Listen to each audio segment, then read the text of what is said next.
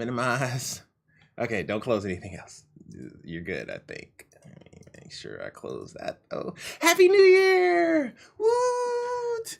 I swear, if I hear any sound outside, I'm gonna pause this and I'm going outside and we fighting.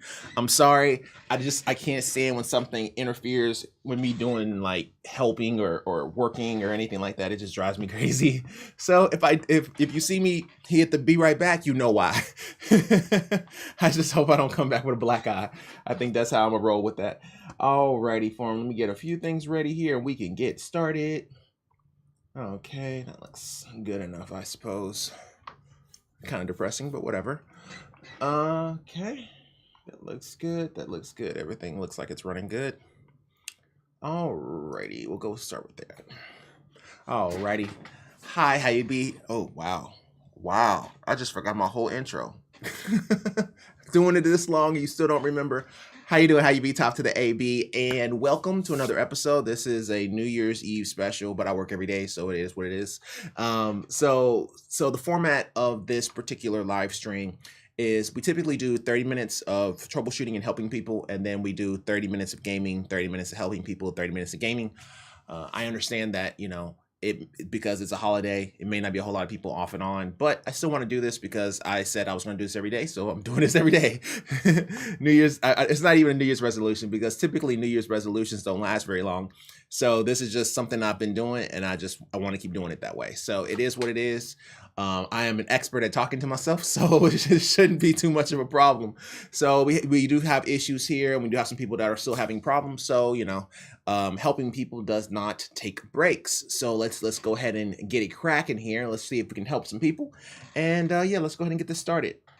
And also, I want to stick to the 30-minute format a little bit more because I have people that may join because of TikTok or because of Instagram or something like that, where I post shorts of gaming, whereas on my YouTube platform, I post shorts of helping people editing, stuff like that, computers, things of that nature. So I want to keep it in that format. That way they know, like, hey, it's 30 minutes is up. He's probably playing a game or something. So I'm trying to keep towards that, but sometimes I'll be having these games that be going crazy, like that Call of Duty one we had yesterday. That was just, I don't know. I've never done Warzone before. I thought it would be funny. It was okay, but it wasn't super funny because it was too wide of a map.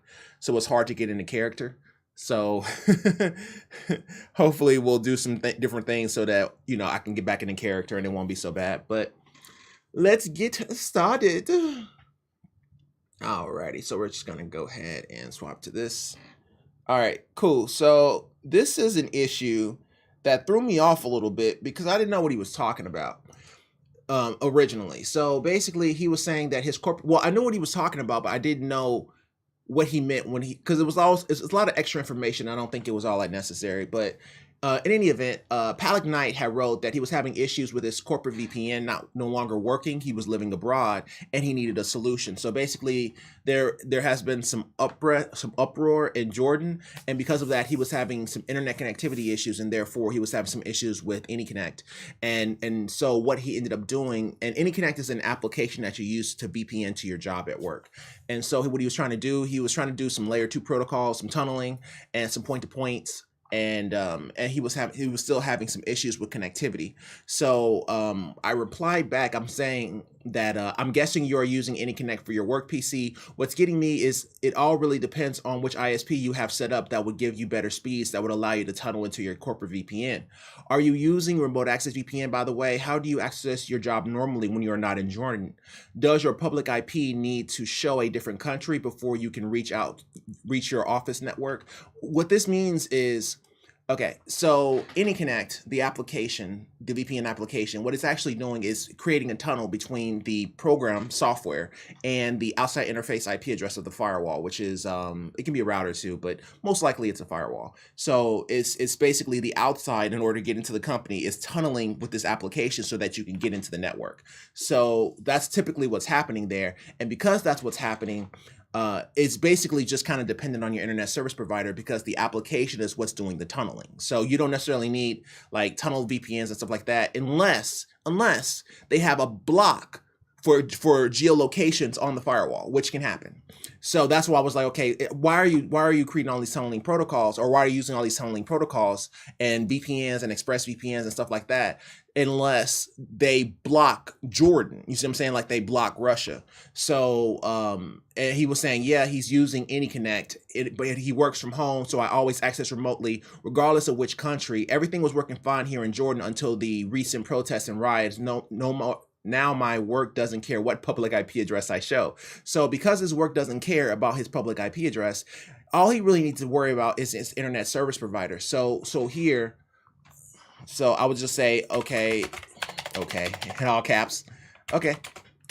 If that's the case, all you need to worry about is the speed of your ISP. If it is slow, you can try contacting them if possible. If not, you may need to go to another provider.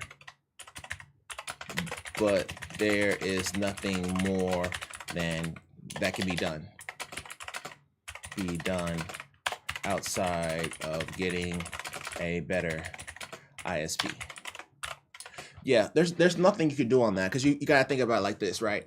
So you're trying to connect to your office, okay?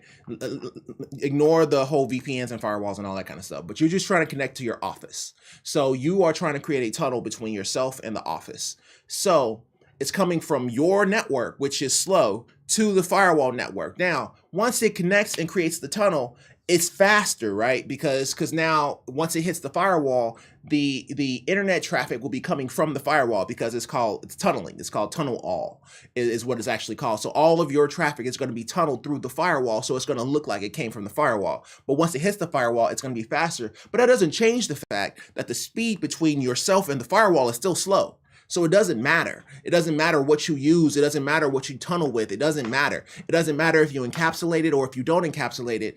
Your speed is the problem. It's a speed issue. So it's a speed issue between you and the firewall. Wherever that firewall is, whatever country it's in, that's what your problem is. So the only thing that you can do in that situation is get a better internet service provider.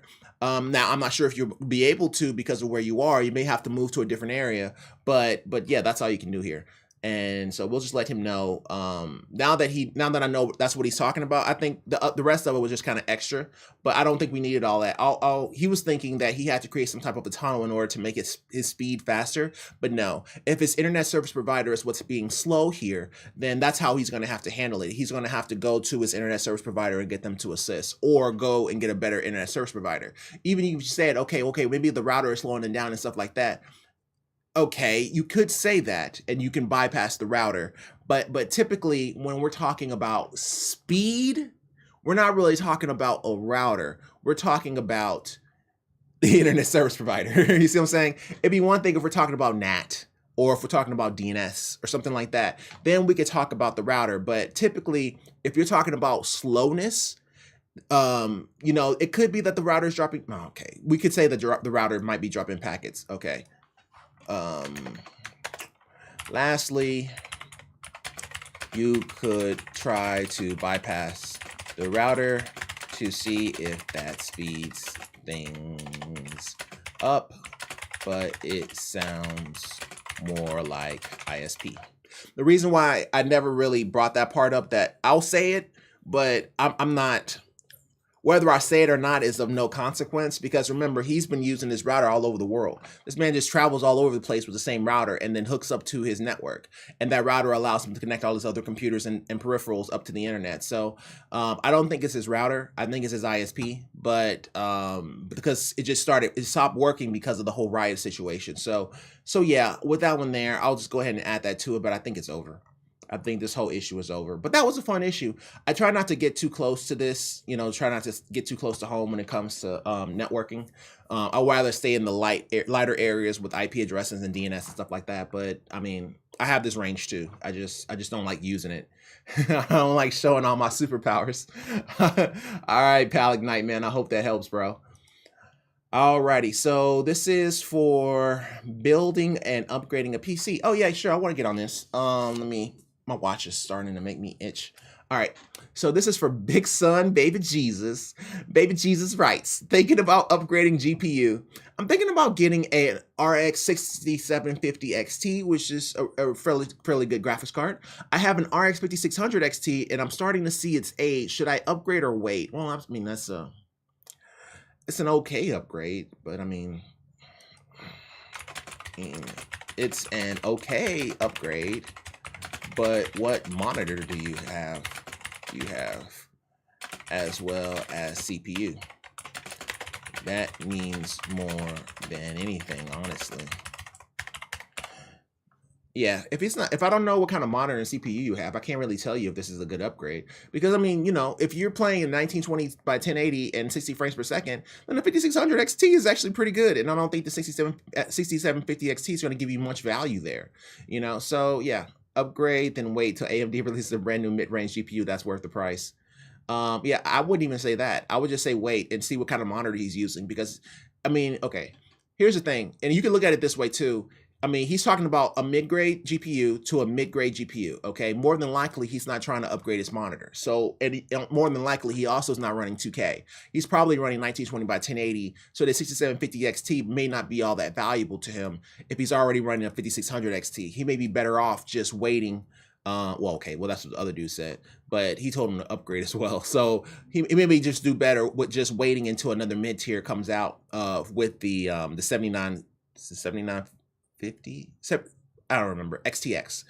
In that XTX launch and the XT launch, when the mid grades come out, he may be better off upgrading to those because those will give you a substantial performance difference, especially if he's in 2K, or if he's doing really high refresh rates on 1920 by 1080. So, you know, I would just wait and or just let me know what kind of monitor you have, and then I can let you know. All right, baby Jesus, I hope that helps. Okay, let me get something to drink here. Oh God, gaming is in 15 minutes. Alrighty, so this is another issue that we worked. This wasn't a hard one, I don't think. This was just a question. Another person that we helped, hooray! How to test the power button on a case is defunct. So basically, this man here, he was having some issues and some power LED issues, and he moved chassis, and he was having an issue with the device actually powering on. But he was having no problems when it was in the previous chassis. So he was thinking that he was having an issue with his power button. And I replied that the most useful tool that I have when troubleshooting is a button that goes into the power 2 pin on the motherboard, and the other side is a button to turn on the motherboard.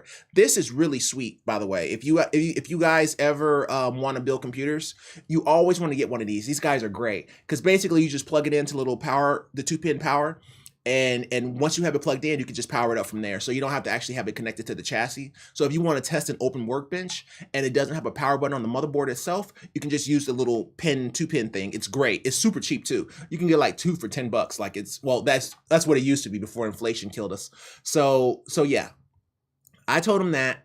And he said, thanks for the button suggestion. I might go ahead and get a button and a multimeter, though I'm not sure how much I will need the multimeter. Meh, seems pretty cheap though. You can get one, but I mean, I don't use one too often, though I have a couple because I used to work in positions where I needed it. I found a few power buttons on Amazon, so we'll definitely get that, as I don't see a power switch cable at all. Yeah, I'm a bit embarrassed I didn't notice that before, but can figure what would have happened to it. Been embarrassed I didn't notice that before, but can't figure what would have happened to it. As for the shortened motherboard, I was thinking that with the motherboard I had in this case before, but am not thinking it is switched. God, I hope so. Really don't want to fork out a new motherboard. Okay, yeah, I get you. Well, okay, I get you, but I didn't read that right. As for the shorted motherboard, I was thinking that with the motherboard I had in this case before, but am now thinking it is switch. God, I hope so. Really don't want to fork out for a new motherboard. Fingers crossed. Fingers crossed. LOL. I agree, man. I agree. I hope it is too, but you know. You'll find out real quick with that 2-pin. I mean, you can only do it so many ways. I mean, it is a ground on one side, and then it's the positive on one side. You just plug it in somewhere. So you know, you're gonna find out real quick if it works or not, because it's really hard for those pins to be wrong. It's super easy to set it up. So Hope that works, bro. Alrighty, that was a positive one. Okay, I don't have too many PS5 issues. I should probably do one, like a support for the PS5 and the Xbox.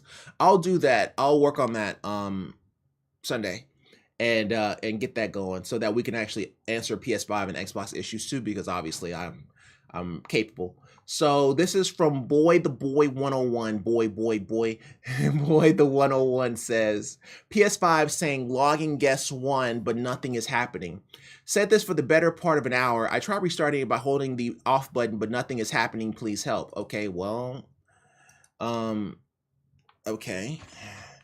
It sounds as if the PS5 may be having issues reading from the internal NVMe. I believe that's where that's stored anyway, but I don't think he has it on an external hard drive. I think user information is stored on the internal NVMe SSD hard drive. So with him, I would say, okay. Okay, I know what everybody's thinking. All of you are wrong, okay? When you're saying, okay, why don't he just unplug his PS5? Yeah, that would be right, but he's having an SSD issue, and you don't want to compound it. So I would say, okay, all it's going to do is gripe at you that the PS5 was shut down improperly. True. So, let me think about it. Let me think about the best way to do this. I mean, if it's not doing anything and it's been an hour, obviously it's been longer than an hour now. Did it ever resolve itself? If it's truly stuck there, you can hold down the power button on the front of the PS5 to shut it down that way, as opposed to unplugging it. The reason why these are different, they may not, they probably feel the same to the SSD though, is that unplugging the power is what we call a cold boot. So basically it's just removing the power and letting it go cold, whereas shutting it down from the front of it is a warm boot. That's basically it trying to gracefully shut down while you're holding the power button, but generally it'll still power itself off because it'll still gripe at you regardless if you hold the power button down in the front or if you unplug it from the back. It gripes at you the same. So if it's griping at you the same, that lets me know that it's not recommended way of powering it off. But he can't do anything, and it's been stuck there. And so because it's stuck there, I don't think he can turn it off the right way, which is holding down the PS5 button on the actual controller until the power menu pops up and then hitting power off. That is a graceful shutdown, but I don't think that he can do that in this particular situation. If so, he would have said it. If it's truly stuck there, you can hold down the power button on the front of the PS5 to shut it down that way, as opposed to unplugging it. Also, holding, well, I'm not going to say that. I'm not going to say that. Most people know that.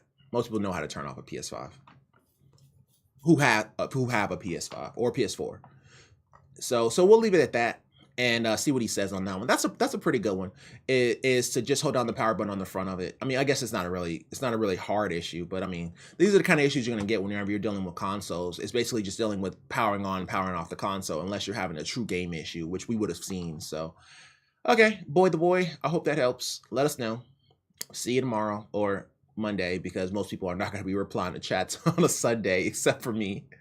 Alrighty, so what time is it? Okay, you got 9 minutes. Alrighty, so this is from Sheesh Bro 33. Sheesh Bro writes, I don't even know. I don't know what this is. I don't know what the kids do anymore. So pay me no mind. Pay my hands no mind. I'm so sorry. If I offended someone, if that is like, you are not from the streets. No, I am not. And I don't claim to be, okay? Those people really don't like it when you say you're from someplace you're not. So I'm definitely not from that. This is from Sheesh Bro 33. Motherboard advice. MSI Mag B660 Tomahawk Wi-Fi DDR4 versus Gigabyte Z690 Aorus Elite AX DDR4. Both of those are really good, but I typically don't mess with MSI too much. So I'm building a... I was making sure I didn't have any MSI cards behind me as I was talking trash. No, I don't have any MSI cards. I was just making sure, be like, oh man, I don't mess with MSI. It'd just be like MSI. Just making sure I wasn't going crazy. All right, so I'm building a new PC and I am using most likely an Intel i5 12600KF, good processor. GPU will be Asus Dual Overclock Radeon RX 6750 XT 12 gigabyte video card. I mean, that's good, but it's kind of an interesting one when you got Tomahawks and Z690 Aorus Elites, but whatever. I need help deciding between these two motherboards. I'm new to building a PC, so I'm not sure what to look at to see which is better for motherboards. What price point for both is the same? Okay, I'll help you, bro. Kind of an interesting one, I guess. Well, so this is, can everybody see that? Let me make it bigger. I was hoping that it didn't take that to the actual, it didn't, okay. Just making sure it was only this. All right, everybody can see that, right? Let me make it a little bit bigger. All right, so this is the first one. So, I mean, you know, it's a full-size ATX motherboard. He has 2 slots, and he has 1 slot for the NVMe. If we look at the back ports, does it really show the back ports? Here we go. All right, so he has 4 USB. They look like 2s, some 3s, some super speeds, 10 gigabits, 3.2 Gen 2, and then Ethernet, Wi-Fi. He also has a that's actually just a USB Type C. I was gonna say it's a Thunderbolt, but it's actually just a USB Type C. Okay, cool. So that's what this guy has, and so Wi-Fi as well. And then let's go look at the underside. Is there a room for only 1 NVMe on this guy? It looks like it, but I don't want to be lying on this board. Let me see. NVMe PCIe Express M.2 ports 4. Devices support 4. You lying? There's no way this thing supports 4. There's no way. There's no way. There's no way. There's no way. Let me look this up. Look it up on Newegg. Bye. There's no way this boy has 4. I don't believe you. 4, 3 other slots. M.2. There we go. So he has 2 M.2 Gen 4 times 4 at 64 gigabits per second, and then he has 1 M.2. So he has 3 on this guy. All right, bet. And then the other one, you want to pick the one, if they're really, really close, you want to go with the one that has the most NVMe's. The reason why you want that is because you can turn that bad boy into anything. If like, for example, if you have a situation where you end up getting a graphics card that makes it so that it covers the other PCIe X16, but you need to put in like a capture card or something, or an internal capture card because you found out that it's faster or something like that, you can turn that PCIe into a you can turn that NVMe slot into a PCIe slot and just have it, you know, connected to your chassis. So you could do a lot of things with it. You can turn it into different things. You can turn it into a graphics card slot. You can turn it into whatever, depending on if it's an open case or if it's a case that supports it, or if it's a case that has a riser, things of that nature. So there's all kinds of things that you can do with that slot. That's why it's a little bit more valuable to have that than it is to have, you know, if it's you know, like a wireless extension or something like that, or RAID support. I mean, most motherboards have RAID support, so there's not too many differences here. But let me look this up on Newegg because this guy was lying to me and I'm upset about it. So, ooh, wow, this thing is expensive. What was the other one? Well, I mean, he was talking about MSIs anyway, so I should already seen that coming. 189, and then this one is 189. The other one that we saw earlier was 249, which makes sense because it has 3 M.2s. I mean, you know, obviously this one is, oh, the MSI does the same thing? Oh, crap, man. MSI ain't playing. I already saw this one. This is the same one I just looked at. Okay, so the gigabyte one is the one. Ooh, it's pretty. Be like, okay, well, this one's prettier. So 3 USB 3 ports, and then that you have a USB 3 Type C, which is 10 gigabits per second, and then you have two USB 3.2 Gen 2, and those are going to be 10 gigabits per second. And then you have some USB 2s over here, and you have a little bit less on the audio peripherals. But let me see here. Let me see the specs. I didn't know that you get an extra M.2 with some of these. Yeah. 5 times 16. That's pretty sweet, but you know, not really all that necessary. But M.2, CPU 1 M.2, and then the chipset 1 M.2 connector. Wow. Socket 3. Okay, so I think they both have 3. This one may have 4, but I think it's really just 3. So, all that work. What is that? 10 minutes of work just to say that around the same. They're kind of about the same. They are kind of the same. One is a bit pricier than the other. And the other, but it really depends on which one is prettier, if you ask me. LOL. Can't go wrong with either. I mean, you know, that's kind of, these are kind of like higher end motherboards with a medium grade graphics card, so it's a little bit off kilter, but you know, I mean, hey, if you want to go for it, then go for it. I don't, you know, if those are the two that you're choosing between, just go based on aesthetics at this point, because they both do the same thing.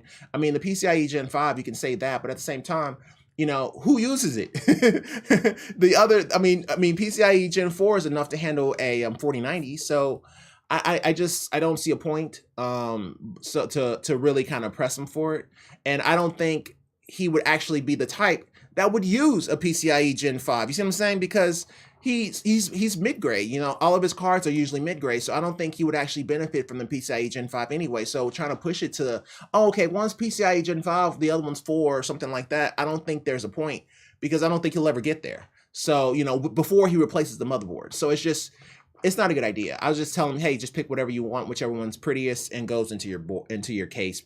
And, you know, if you have a gray case, go with the one that has the most gray. That's pretty much all I want to say for him. They both are very, very pretty. So, you know, pretty always wins, bro. Alrighty. And I think this is a good time to break. Yeah, we were just talking about that fiber. When we can finish on this one, we can finish on this one. 7:30. This one will take a second. So this one was one where he was saying he was having extremely low FPS in Modern Warfare 2. And he was saying that, you know, he was having some problems. He was thinking that it may be network connectivity, things of that nature. And then a lot of people commented. I was saying that, you know, you have fiber, so it was pretty sweet. And I was telling him that to try to move the Call of Duty players folder to a different directory to let it reset your settings. And then also make sure he turns on his telemetry to see if he's actually lagging out. But he said for some reason it wasn't my internet, but my display, which is super weird, just found it out by accident today. I don't know what to say to that, you know, unless his display was showing him a low frame rate. But for it to actually be lagging, I've never had an issue with lagging on my Spectrum network.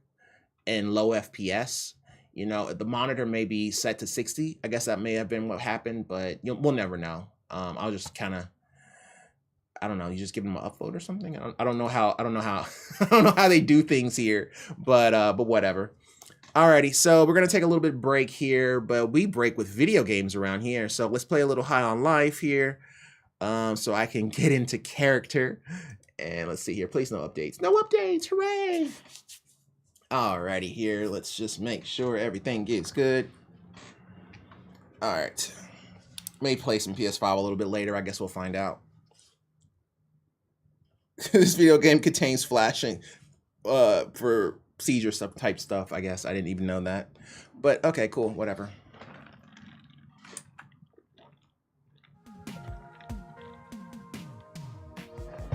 Oh, that is delicious.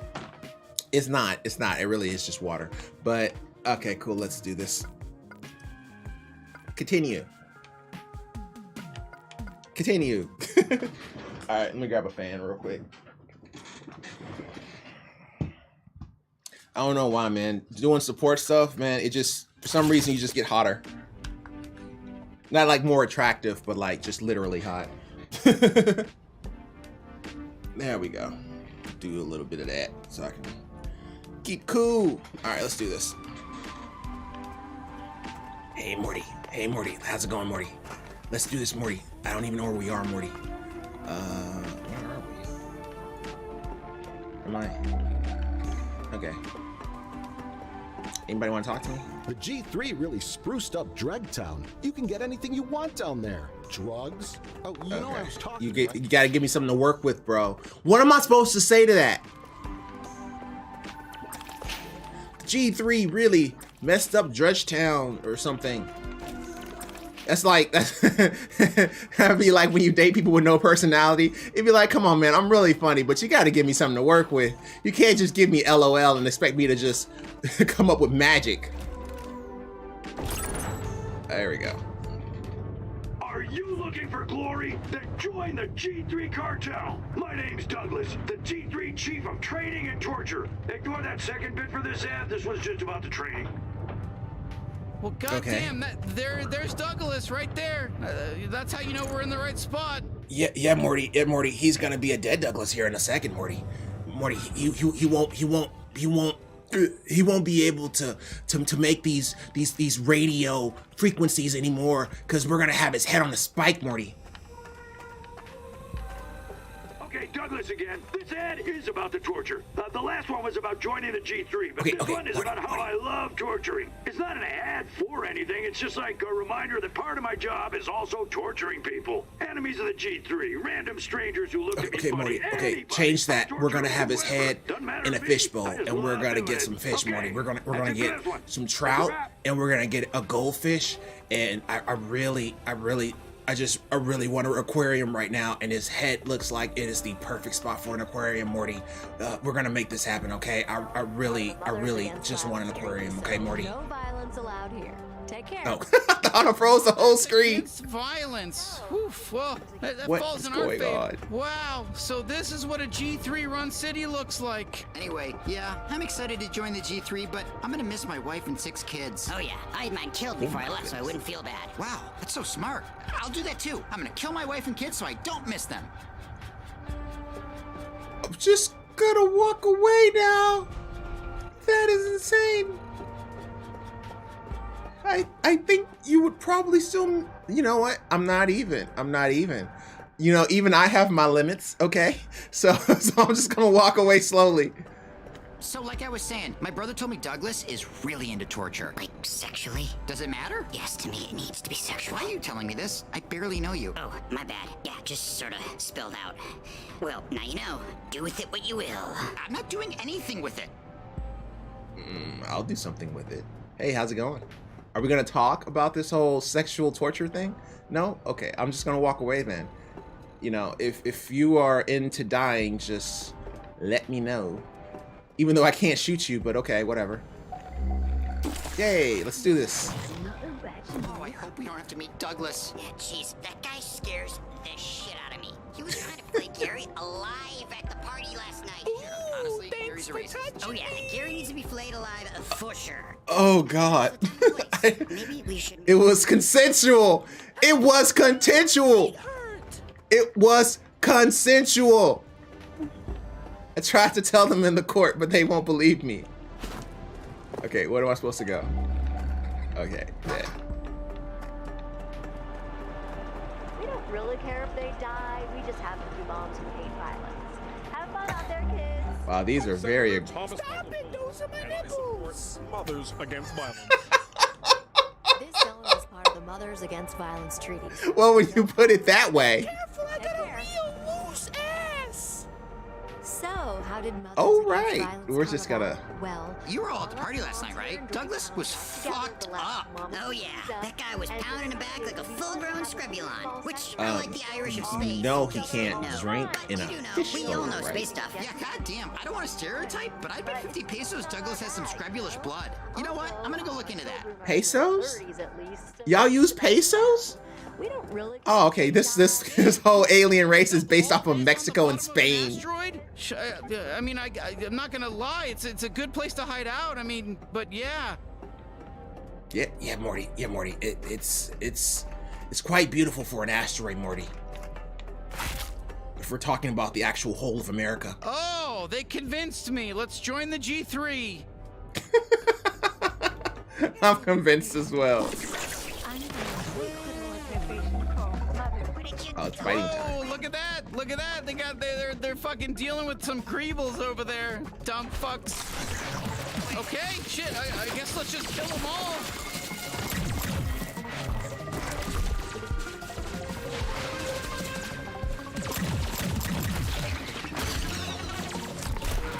Okay, let's do this. Do I help? Can I pick a side? I prefer the ones that aren't on the ground, but I'll kill whoever. I mean, use your whatever shot or whatever it's called. What do you do? Ow! Why is everybody beating me up so bad? Okay, maybe I shouldn't have 1 hit point. Hold on, let me hide. Jesus.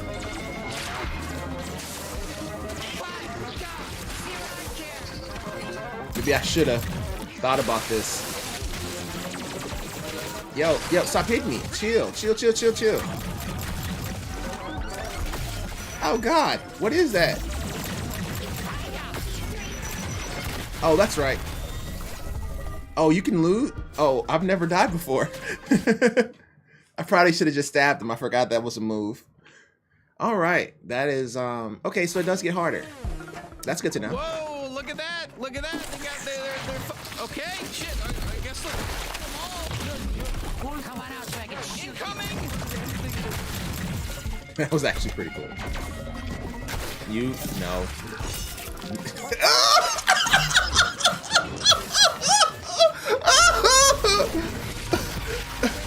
That was awesome. That was awesome. What's it called? Cycle your red peppers. Cycle my red peppers? That was disgusting, bro. Jump. Slash. Yeah, because when you use your sword, you automatically are right next to their shield. So because they drop a shield, so it makes things a lot easier. You can hide, but you can't run. I'm gonna shove my testicles in your asshole. Look, I'm just saying, my glove shot might be helpful. You know? Oh my God! Oh, I survived. Okay, I thought that was over for me.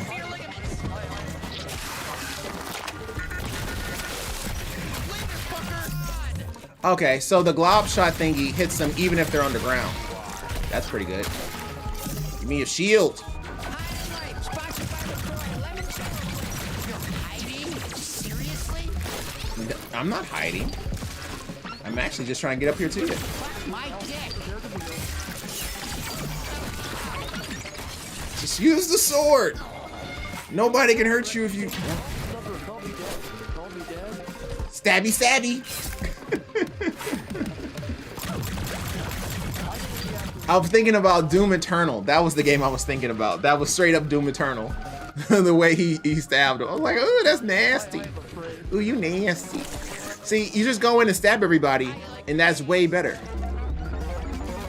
What? Who's still fighting me? Oh, fine now. Hey, what's up? Those mothers weren't kidding around. That was violent. It wasn't. It wasn't violent at all compared to what we've been doing. I like how you just jump around everywhere. That's pretty cool.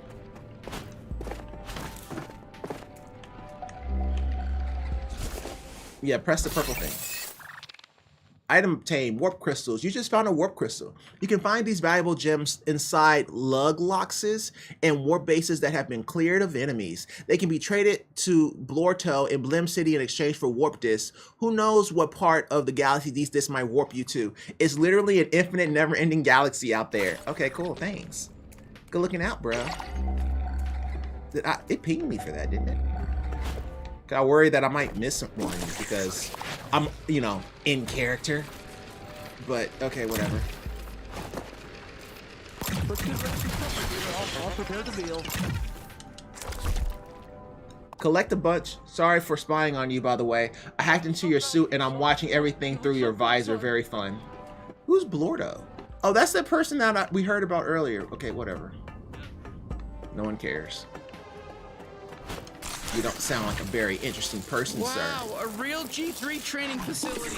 Maybe Douglas does the training in This ad person. is about the torture. We'll try to get inside. G3, but this one is about how I love torturing. It's not an ad for anything. It's just like a reminder that part of my job is also torturing people. Enemies of the G3, random strangers who looked at me funny, anybody. I'll torture whoever. Doesn't matter to me. I just love doing it. Okay, that's it for this one.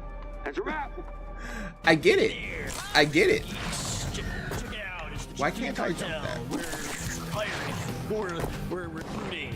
You want to be a henchman in the G3 cartel? Come on down to Douglas Training Center. We can't tell you where we're located because we can't put that on TV. That's be a problem.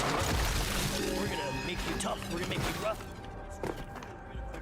Okay, where am I? What is this Onto doing? your arm, and you can just shoot it whenever you want. Then you get to wear our cool yellow goop armor. If you're someone What? like you, usually say no more to that. Is this? You're gonna What am I supposed to be covered doing in with this? sticky yellow goop. That's very heavy. That's I'm so cool. confused. That kicks Oh. ass. I got shot a bunch, but I was wearing that goop armor. Yeah. Slicey, slicey.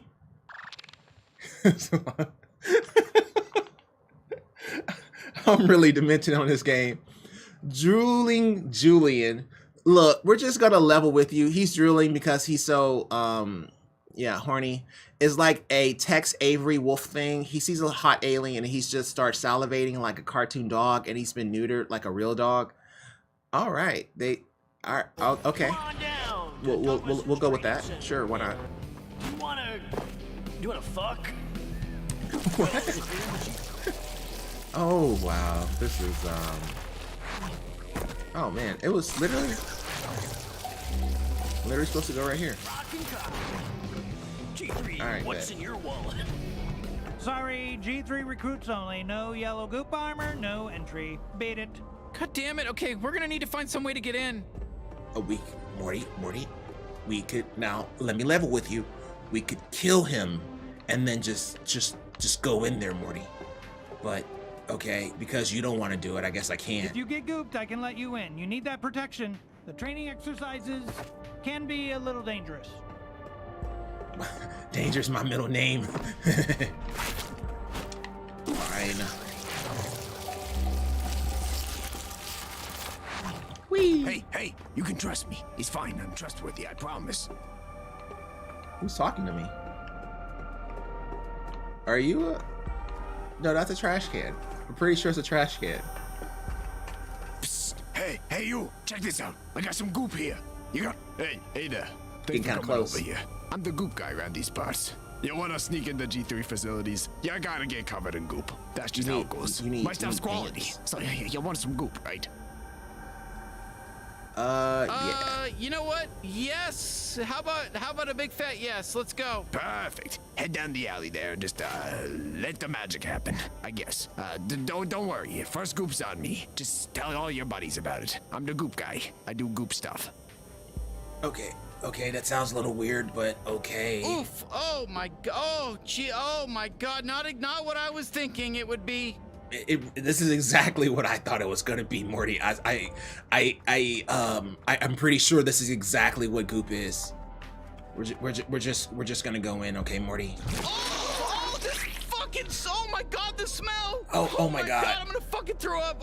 Okay, I'm alright. Okay. Morty, oh my god. are you okay? This better fucking work. This is disgusting, Morty. Okay, I don't know where that came It from. won't last long. It's not the real stuff, so you better be quick. Get in. Okay, get but out. it smells Don't like stay the there real too long. stuff. Don't lollygag, because this stuff's gonna fall off. That's the Okay, goop okay, guy promise. That's the guarantee. You in Dregtown? That place is wild. Have fun. All right. Thanks, Gene. Oh, looky here. We got another gooped up G3 recruit. Be advised that the G3 cartel is not responsible for any life-threatening injuries you may incur on these premises. But even What you're if I working with you, inflict goop life-threatening? shot. Good luck.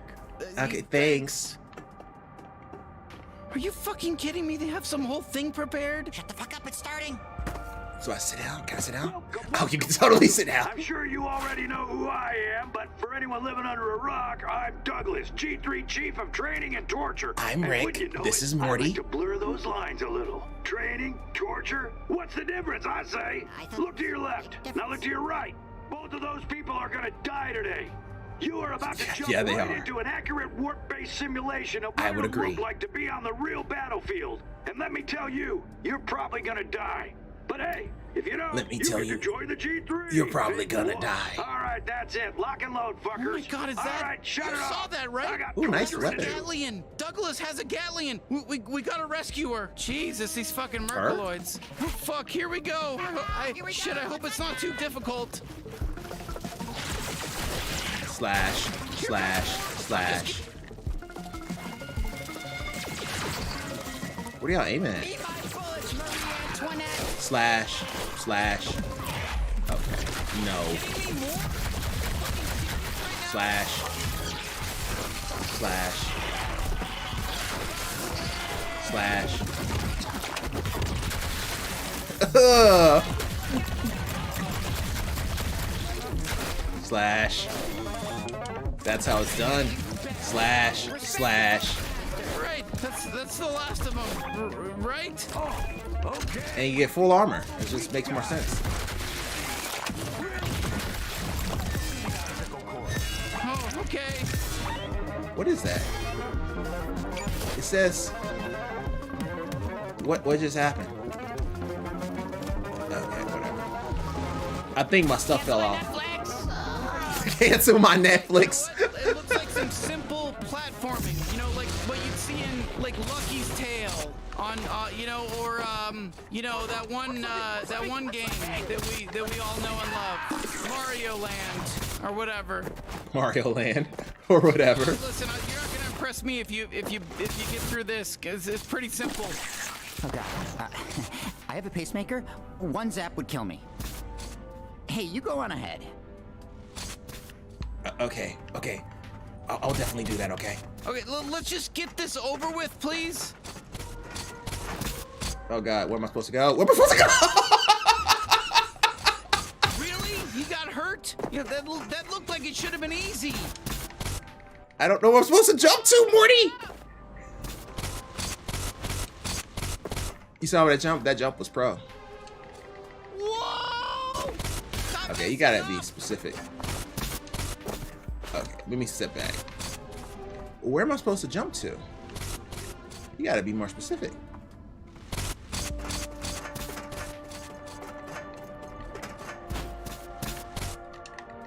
There's no place to jump.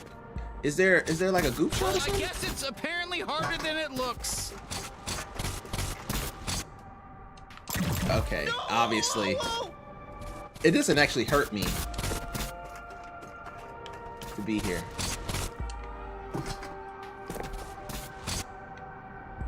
Okay. What am I supposed to be doing? This is so intuitive. Oh. Oh shit! I said, oh shit. No! How do you- Whoa! How do you jump across there? Watch your step! Is it square? Oh, there it is. Okay, get It's that circle. fucking jump. It's Goddamn. circle. We made it. That was a little tough though. It was tough because I didn't remember the buttons, and so now I do. So, you know, hey, it's progress. Congratulations, shitheads. So you made it past the first training exercise. Big deal. That one was easy. We lied and said it was hard to scare you. Oh, it's fun to freak you out. I'm not Fuck with your scared. Are you heads. scared, Morty? Now get We're ready not for scared. exercise 2. It starts in 1 hour. That's right, you have to wait a full hour. We're I'm testing not- your resolve. I'm So not just waiting an stand hour. there patiently and wait. Then this door will open and you can continue. There's no content. Okay, there's no way we're waiting a full hour. It's not happening. Can I kill him yet? No? Okay. No, let's go. Can we? No? Okay. There we go. Baseball slap. Oh. Okay. Seriously, for fuck's sake, don't make us wait a whole hour. I'm trying, Morty. Morty, obvious, can't you see that I'm trying? I don't know how to slide under this gate, Morty. I'm trying to figure out which button it is, okay, Morty? Just give me a second here, okay? I'm thinking, Morty, okay? I think that it's X, but it's really not. So you just have to bear with me, okay, Morty? For fuck's sake, I'm begging you, just find another way out of here. Morty, you can't rush me, okay? You can't rush perfection, okay? How do you kneel? For those of you at home, kneeling is down. It's literally the down button. Okay, thank God. Okay, let's ditch this whole recruiting bullshit thing. I'm down with that, Morty. I just want to go stabby on somebody. There we go. And down. Okay. What's this way? Oh! It's like when you move the refrigerator, you see a box fly everywhere. You just naturally just go stomping stuff. Oh. To be poor when young. Can you just go stabby? No, you cannot go stabby on that. Okay, cool. Sure. Let's do it, buddy. Oh shit, okay, well, there goes that bootleg goop. I guess that didn't last for very long. Oh my God, hello! Thank God you're here. My name's Dr. Joopy. Douglas kidnapped my whole family, and I'm trying to sneak in and save them. But I just can't get through these pipes in the next room. Oh my God, I'm freaking out! Hey, whoa, listen, little guy. We're trying to find Douglas too. You know, maybe we can help each other. God, I'm so worried yeah. I'm gonna throw up. You look really delicious. Help me? Oh, gee, I will eat you. I'm so grateful. Follow me. How am I gonna follow you? I can't actually go in there. But okay.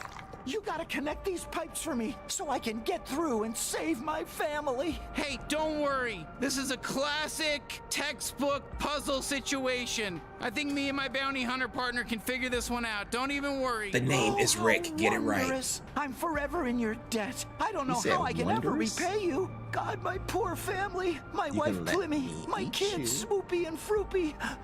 I'm gonna get to see them soon. Did he say fruit? I should be able to spin those pipes around by shooting them. Any old shot would work. Okay. Well, My I don't see daughter anything Swoopy wrong is with them. so much stronger and smarter than my son Floopy, but they're both wonderful in their own ways. Floopy is much better at hugging. Oh, Swoopy, you're really gonna do it. I bet you're gonna solve this puzzle in no time.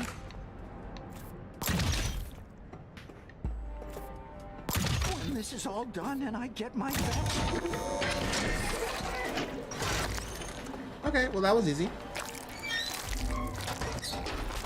Wow! You did it! You got the door open! Listen, I'll Felt like never you could have forget done that this. too. You're my personal hero. He's Oh, gonna come die. on. There's no way he's gonna make it. He's gonna be turned into You're sashimi. heading to find Douglas too? His office is that big building up on top of Dregtown. There's a zip line just past here that'll take you right to him. Nice. Good looking out. I think. Well, all right then. I hope the guy gets his family back. Morty. Priorities, Morty. We don't care, Morty. I'm just being honest with you. I just want to level with you, Morty. I don't care at all about sushi, Morty. All right, Douglas, here we come. That was the hardest part behind us. This is basically done. I'm gonna get an aquarium. Okay, what is this? Congratulations to all of you worms who made it this far in your training. It is now time for the final test, a bloody free-for-all. Last one standing gets to join the G3. No rules, just killing. Kill. Shit eels. I'll go first. I'll go first. I got it, you guys. I got it. Don't even worry about it. I'll go first. No. No. Start your idiots, man. Fight some more guys. Sure. You ain't gotta tell me twice. No.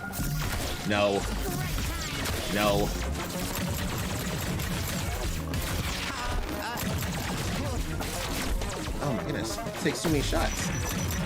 Oh, who's hitting me? And this is why you just stab people. It's so much easier. Look at all that armor. Or anything, but maybe try my glove shot every now and again, you know? It bounced off the floor, Morty. It bounced off the floor, Morty. And this is why we don't try your glob shot, Morty. Slash. You ready, bounty hunter? Grenade? You throwing grenades now? Come here. Don't get in your head. Oh God. Rushing us.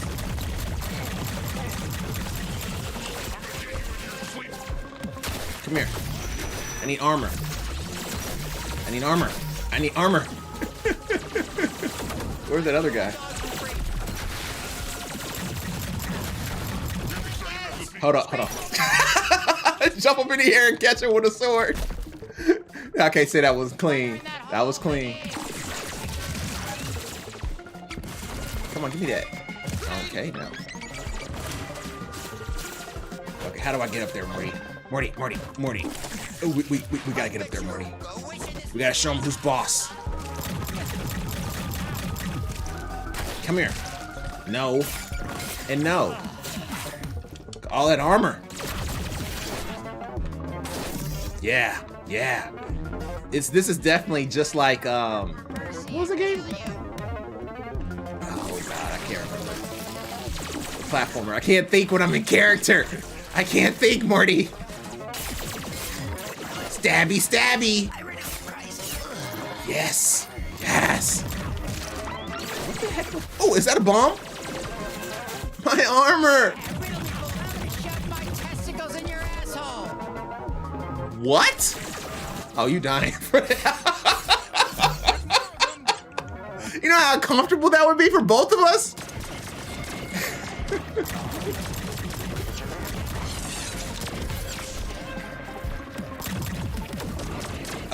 Okay, this is just getting on my nerves. Oh, no, why would you fall?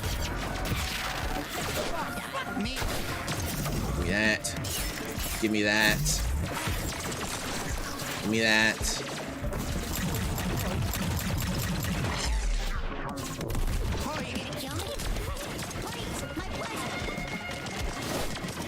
Get back. Oh my God, when I get a chance. This is getting annoying. We got this. They can jump? No. Yo, armor! Oh God.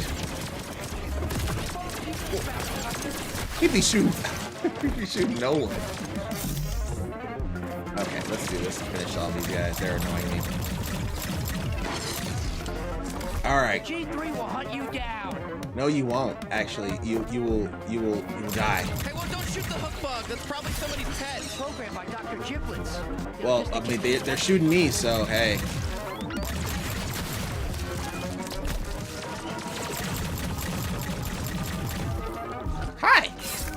Hi. Okay, we win. Killed 30 mercs. How many did I kill? You get next to the one that I used to hookshot to, and it makes me nervous because I want to kill the hookshot one. Armor.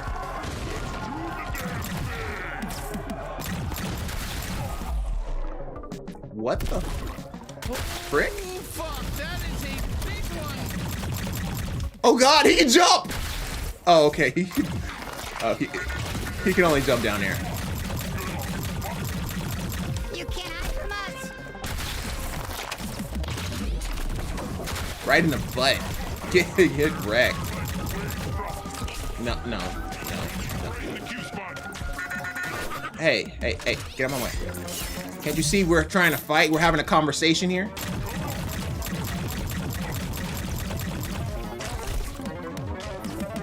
Yo, get back. You're not ready. Morty, you need to charge up your glob shot, okay, Morty?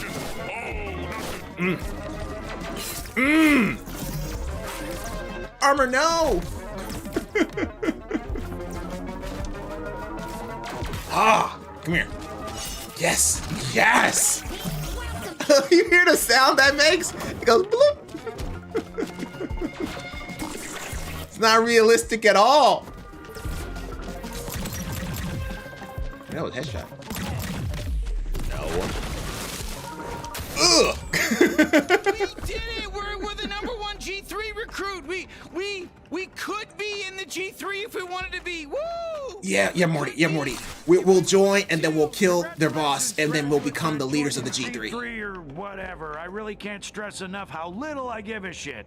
Now report to your commanding officer and we'll send you off to die fighting for us on whatever dumbass planet we decide. See ya. Oh my god. Oh my god. That's hilarious.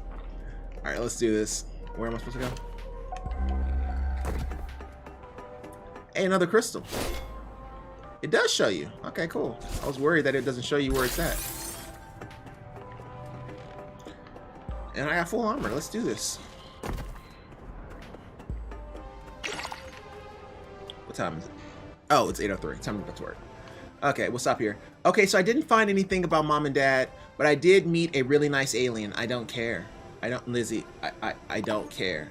His name is Tweeg, and we're gonna grab coffee sometime. Okay, well, why are you telling me?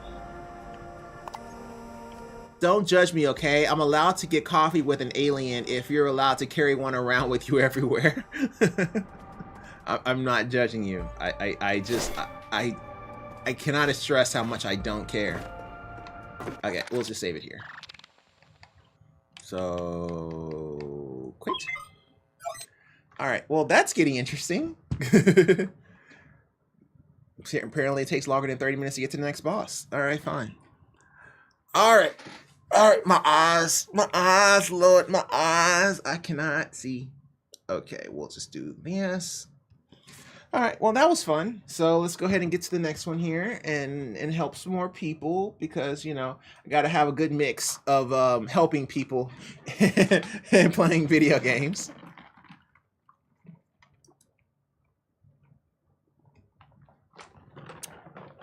Okay, this is from Lonk's Awakening. Lonks writes, any ways to download all updates needed for Windows 8.1 on a different computer?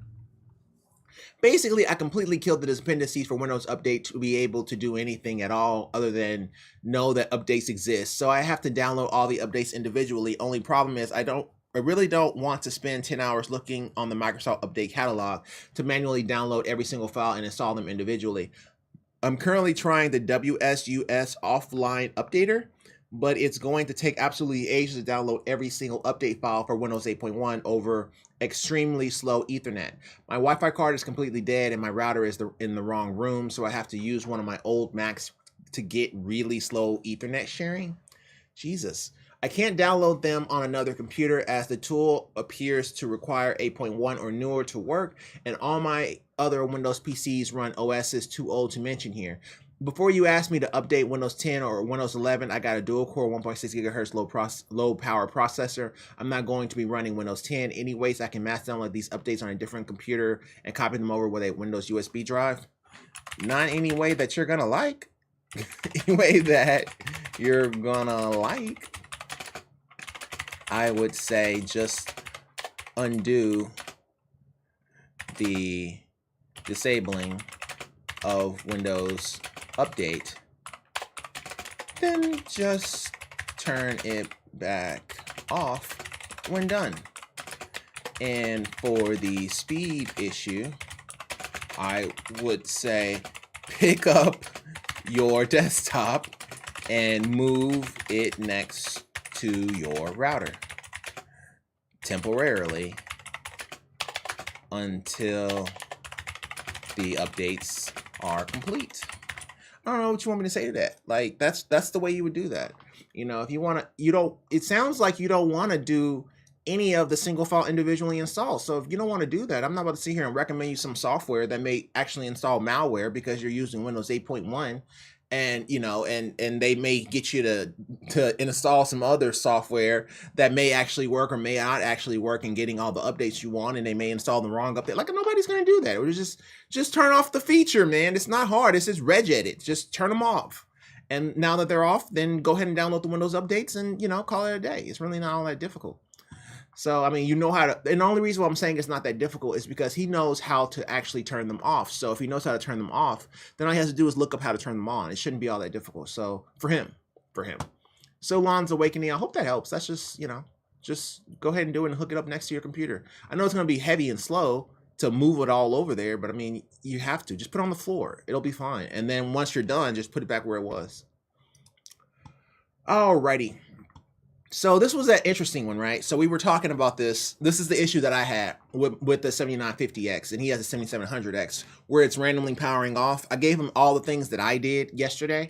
So I said basically saying so basically what's happening is on the 7000 series processors, the new ones that just came out, so the 7700X and so on up to the 7950X. When you install them, they had several issues. The first one was that it will take forever for them to boot up. You don't know if it's booting up or if you have an actual issue. So if you have a RAM issue, you never know because it won't, because you got to give it like 3 to 4 minutes for it to actually boot properly before it even starts to boot. So it's just because it's not turning on doesn't even mean that it's not booting properly. You have to give it 10 minutes before you realize whether or not it's actually working. That's fixed by BIOS update. And then they had another issue that makes it so that the PC turns off randomly. And that happens a lot. It doesn't matter if you're running something, you know, high intensive or not, it just turns off.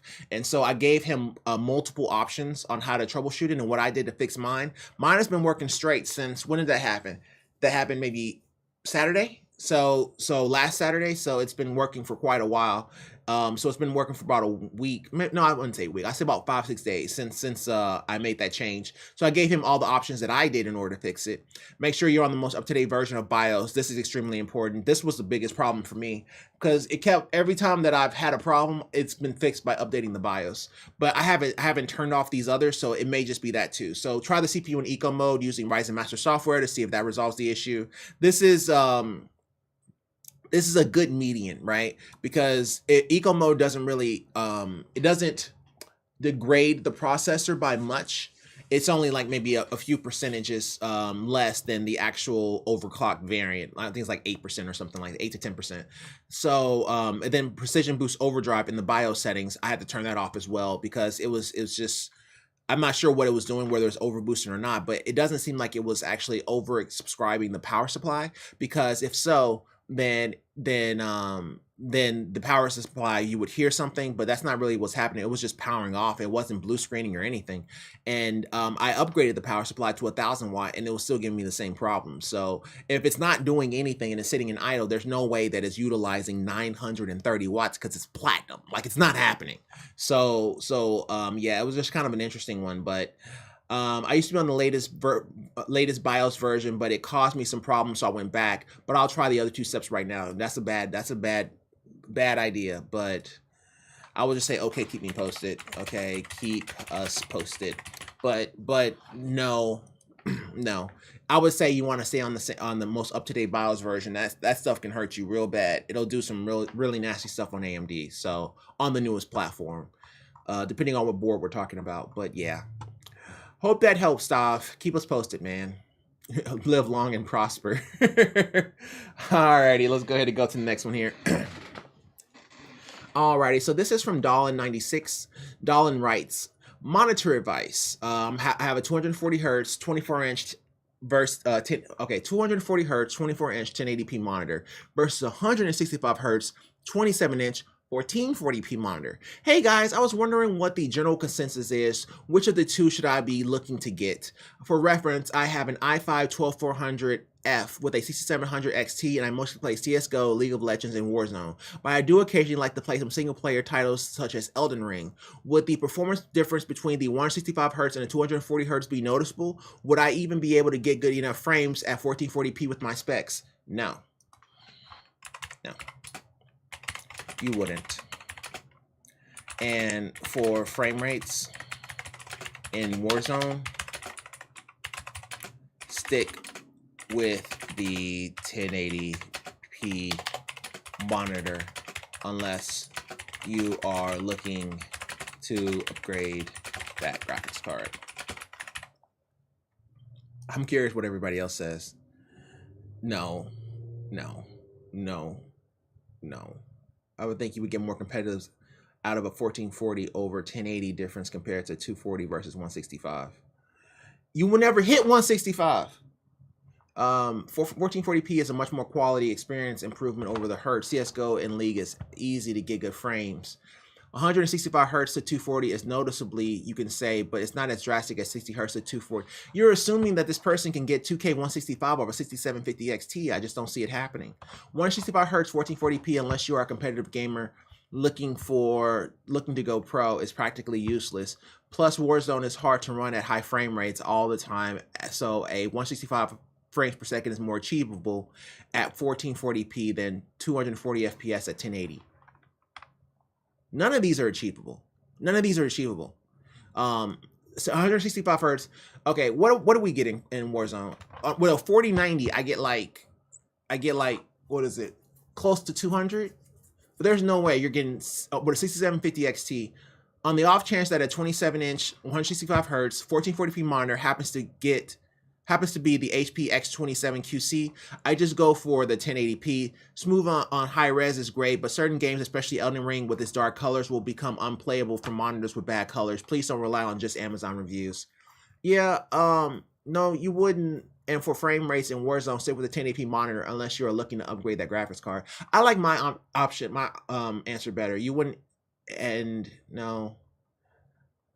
Yeah, with those specs, man. I mean, the 12400F is okay, but that 6700 XT, it's good. I'm not saying that it's a bad graphics card. I don't think you're gonna hit 165 hertz in Warzone. I also don't think you're gonna hit 240 hertz in Warzone, to be fair. But I think that it's less stress. Well, okay. Okay, you can say, okay, well, maybe it should be 2K because 1080p is more CPU bound than it is GPU bound. And for that, you may be right, but I just feel like if he was trying to go 2K, I can tell you right now, I can't get 165 hertz with a 3090. And a 3090 is going to be loads better than him. I can already tell you he's not going to get 165 hertz. He's going to get like 80. If that, he's going to be somewhere around 80 on a 27-inch 1440p monitor. He's just not going to get it. So, you know, he may get 80 or 90 depending on what his viewing distance is. Like mine was at max, so it's 120. But if his viewing distance is 100, he might get 80, 85, somewhere in that area. But I just don't see him getting that. I was wondering why my frame rate was so crappy with a 3090, bro. Like I was getting 100 frames per second with a 3090 with 120 on the viewing distance. Like I know it can go up to about 120, so we're talking about 100 to 120 on a 3090. He has a 6700 XT. It's gonna be like 60, 70, 80, somewhere in that area, probably about 80 frames per second, somewhere in that area. So we're talking about 80 frames per second versus on 1080p. 3090 at 1080p is about 180 frames per second. So he's going to be somewhere around 140. And I know this because I literally have a portable 1080p 240 hertz monitor that my 3090 is currently connected to. So whenever I use that when I travel, that's what I was getting in Warzone. I was getting somewhere around 160 to 180 frames per second at 1080p. So 180 at 1080p, 110, 100 at 2K. That's the delta difference. So with him, he's going to be like 80 versus 120. So we're talking about 80 in 2K versus 120 at 1080p. I'll take the 120 at 1080p. No, you wouldn't. And for frame rates in Warzone, stick with the 1080p monitor unless you are looking to upgrade that graphics card. Yeah, no, I'll leave it at that. I'll leave it at that. He's going to be at 1080p, 120 frames per second. He's not going to hit no 240 though. But he's not going to hit 165 either. But if divided by 2, and that's what you'll hit. Actually, I'll say that. I have a 240 hertz monitor at 2K and 1080p with a 1080p. I would say divide the frame rate of the frame rate by 2 for your setup, and that is your frame rate, most likely. This is based on comparing my settings and GPUs to yours. Yeah, we'll leave it like that. So yeah, if you divide it by 2, that's pretty much what he has. So if you divide by 240 hertz by 2, he's going to hit 120 frames per second at 1080p. And if you divide the 165 by 2, he's going to be somewhere around 80. So yeah, I would say divide the frame rate by 2 for your setup, and that is your frame rate most likely. This is based on comparing my settings and GPUs to yours. Yeah, that's right. That's an interesting one. Yeah, I like that. I like that. I hope that helps. Alrighty, so this next one here is from Techman Sparrowhawk. Techman writes, okay, I'm getting... Okay. Techman writes, home server case recommendations. Considering a tower server instead of a rack mounted, wondering what's out there that is micro ATX or mid ATX space for 2 or 3 120 to 140 millimeter intake fans, 2 or 3 5.5 CD DVD drive bays for SSD trays, room for a full-size cooler, NHD 15? No, not rack mounted. Optional -2 to 4, maybe 3.5 inch internal drive bays are nice, but unnecessary, as I like it all SSDs, but HDDs aren't ruled out. I'm awful at case shopping and decent higher budgets, as I don't want to upgrade the case again. Well, rack mount. There's one that I bought whenever I was in my mining days. It's called Rosewill server case. It was like this, but I don't think that was it. Let me see. It was let me see. Sorry, I can't even see that. It was this one. It was this one. It's like this, but it's not that. It's the one I was just showing you. It's this. Okay. So, and then all of these right here is for drive cages, and then it exhausts out the back. But it's great because you can take all the components out and put in graphics cards. But it's not great because it can overheat really easily because the graphics cards are too close together. So, but yeah, this is what I was using. I'll just link him that. Rosewill. For you chassis, it can hold up to 15 3.5 inch drive bays, EATX compatible, 6 front, 120, but it can't hold a Noctua in HD 15. It's not high enough. Not in a well, 4U is pretty big. Let me think about that. No, it won't. 4U is not big enough. It won't be. I mean, where was he? Where am I? Swap them. We talked about that. Microphone? No, we haven't talked about microphone issues. Okay. Rack mount. I would say the Rosewill or something in that product line. However, the NHD 15 is what you will need to compromise for a rack mounted server. Residential.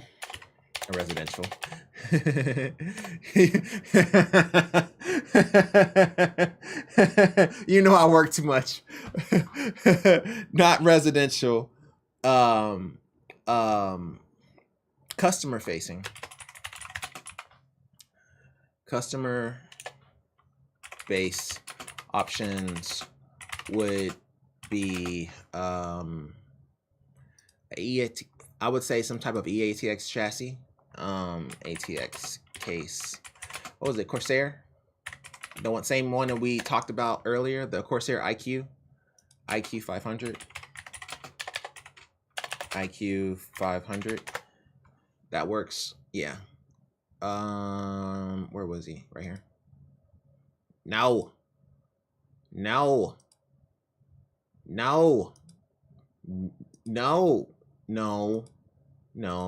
Yeah. Customer base options would be the Corsair IQ 500. Room for a full-size NHD 15 cooler. And microwave takes or mid ATX space. I don't understand why you need mid ATX space when you have this many drive bays and NHD 15. I mean, he said a tower server. If you say server, man, you make me think that you don't care about size.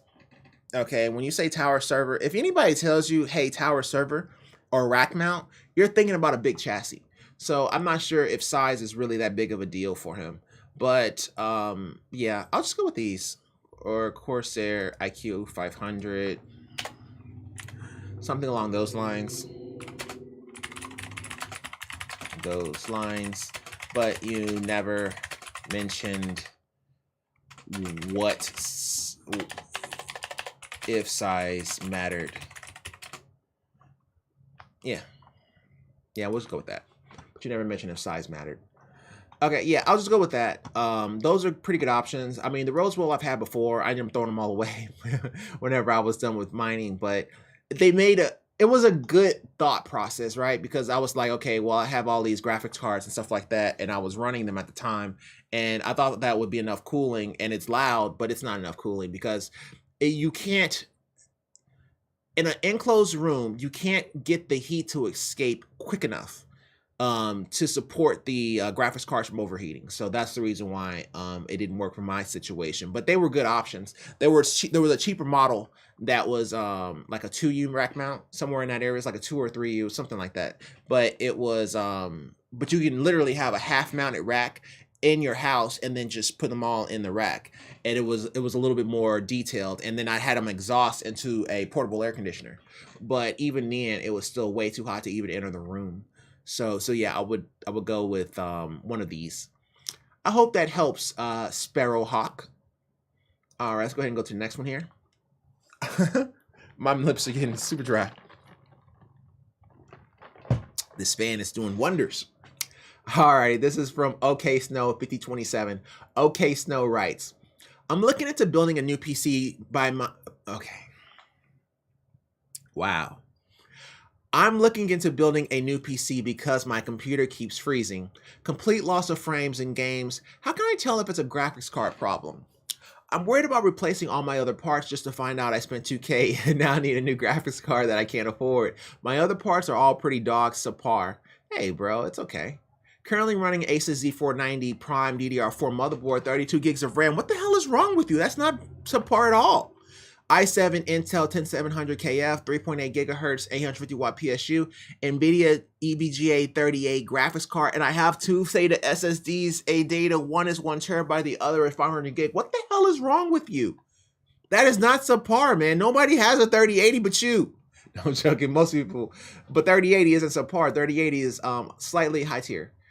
I've done all the software updates and even factory reset, which did not fix my issue. I thought the frame freezes were only in one game, but it's all my games, and sometimes even shows will randomly buffer, which makes no sense because you think that it's Wi-Fi, but my speeds are totally fine. I'm just really worried because I have about a $2K budget to fix my PC, and my graphics card should be a beast. So I'm just not getting the performance I should be seeing. I'm really worried that my graphics card is the problem. I'm going to completely replace everything but the graphics card just to find out I need a new one. That would really suck because I'm not trying to just get a new GPU. If I'm gonna get a new one, I'm buying a 4090, but Christ almighty, that's expensive for me right now. I understand, bro. Even I was just like, hey, bro, do you really need that 4090? I get you want to troubleshoot it, but do you really need it? But it was there, it was available. I was already there. It was only one left. I was like, hey, this is happening. I get ya. So if it's freezing in every game, I would try to update the drivers to the latest. Okay. I would also try to lower the settings to the lowest. This is just to test. I understand. It's a 3080. I get you. So if it's freezing in every game, I would try to update the drivers to the latest. I would also try to lower the settings to the lowest. This is just to test. I understand it's a 380. If you still get frame rate issues, then get another 3080, as they will be in stock from a store. Keep the receipt, swap it out, and see if it improves the issue. See if it fixes the issue. If it does, that's where you need to go. Okay. Most people, and I get this, and I preach it, that you don't want to give people money options, but he gave me a money problem, okay? So if somebody gives you a money problem, you can give them a money option. But if somebody doesn't give you a money problem, then don't give them a money option unless there's no other solution. So he gave me a money problem, so I'm giving him a money option. He has 2K. If he has 2K, just buy another 3080 and then try it out. See if that fixes his issue. If it does, then return it back and then get whatever you need for the graphics card and just call it a day. Now, he may also have his other 3080 under warranty, so he may want to keep it until he gets his warranty back, but that's neither here nor there. It doesn't change the fact that that's how you would troubleshoot this issue. This sounds like it could maybe be a potential RAM problem. Check your BIOS, XMP enable. If not, try enabling if it's trying. It's possible. I'll let him have that. I won't put that in mine, but I mean, it's possible, but mine will do the exact same thing. If he replaces it with a brand new 3080 and it's still freezing, then yeah. But I would just, I would say this one is a little bit easier to go for because, you know, well, X and P, okay, they're both really easy. So yeah, whichever one. If he's not near a store, then go with the second one. If he is near a store, then go with mine. But yeah, that's how you would troubleshoot that one. So, okay, Snow, I hope that helps. Alrighty, so this one, all right, so I'm not about to read all this. It's super long. All right, so there's a girlfriend and a boyfriend, right? The girlfriend is having an issue with games like League of Legends and stuff like that, and she had upgraded her GTX 1060 to a 3080 Ti, right? And she's still having issues with the 3080 Ti and thinking that because some of the games are crashing or all the games she's playing are crashing, she's thinking she has a faulty 3080 Ti. Meanwhile, her boyfriend has a 3080, but he only has a 700 watt power supply. And they said that when she was having her issues, she had a 3080 Ti that was just crashing and stuff like that. And she's tried, you know, updating drivers and she's tried different things and she's still having problems. And so she was listing out her parts and I was just like, swap them. Swap your boyfriend's graphics card and yours and see if he gets the problem. Give it a few days and see if the issue pops up. And I think she tried, but they only tried for a few seconds. And I would suggest the same for you. If he does not get the issue, then it's your CPU. If he does get the issue, then it's your GPU. And she said, hey, thanks so much for your suggestion. We tried popping my boyfriend's GPU into my PC for a few hours, and I can say that I didn't have any crashes during that time, but we didn't do it for an extensive period, so I guess we should try it for longer. Boyfriend's PC only has a 700 watt PSU, so he's hesitant to put my GPU into his PC in case it damages something. Thank you again for your reply. Really appreciate it. Yeah, should be fine. If it powers off, then it's the power supply. Really distinct issue from the one you are experiencing. So crashing would not be a symptom of the PSU being oversubscribed, but restarting would. Hope that helps. Yeah, just not knowing that, those symptoms are different. If a PSU is giving you a problem, it's gonna kill you. It's gonna take you out of the situation. It's not gonna blue screen you. It's gonna just reboot. It's either gonna reboot or it's gonna shut down, and that's the end of it.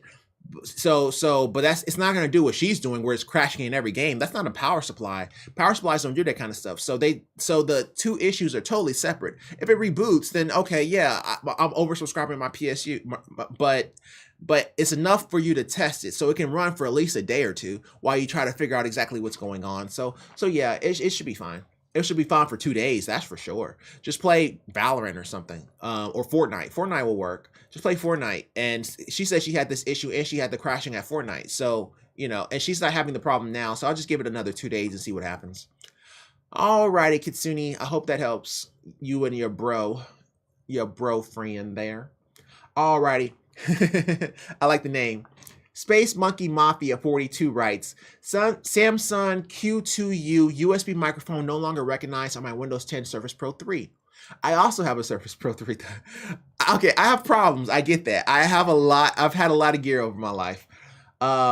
Surface Pro 3. I was using the microphone without issue for 20 minutes, then got this message saying USB device was not recognized, not sure what to do, if it's an issue with the microphone or Windows, any help is appreciated. Yeah. I got that issue with my Surface Pro 3 as well. Typically, those types of devices over time, what's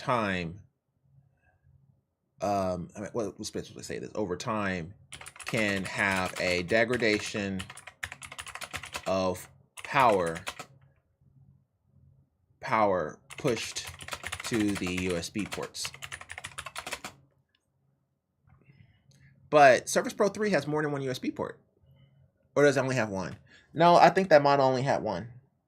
It only had one.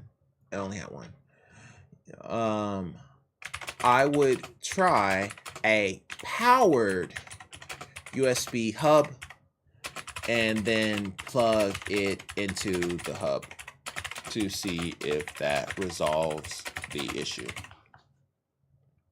I'm not saying anything else. That's what it is. I'm like 90% sure on that. I have that problem too, and that's how you would troubleshoot this problem. If you have, this is for all tablets. This is not just him. This is Surface Pro 3. This is ThinkPad X1 tablet. This is for Samsung tablets. This is for Microsoft tablets. This is for iPads. This is from everyone. Every single person on human earth that has a tablet. If you have a tablet that is telling you that it's having shortages on the USB ports, buy a USB hub that is powered and see if that resolves the issue. That is for every human being that has a tablet.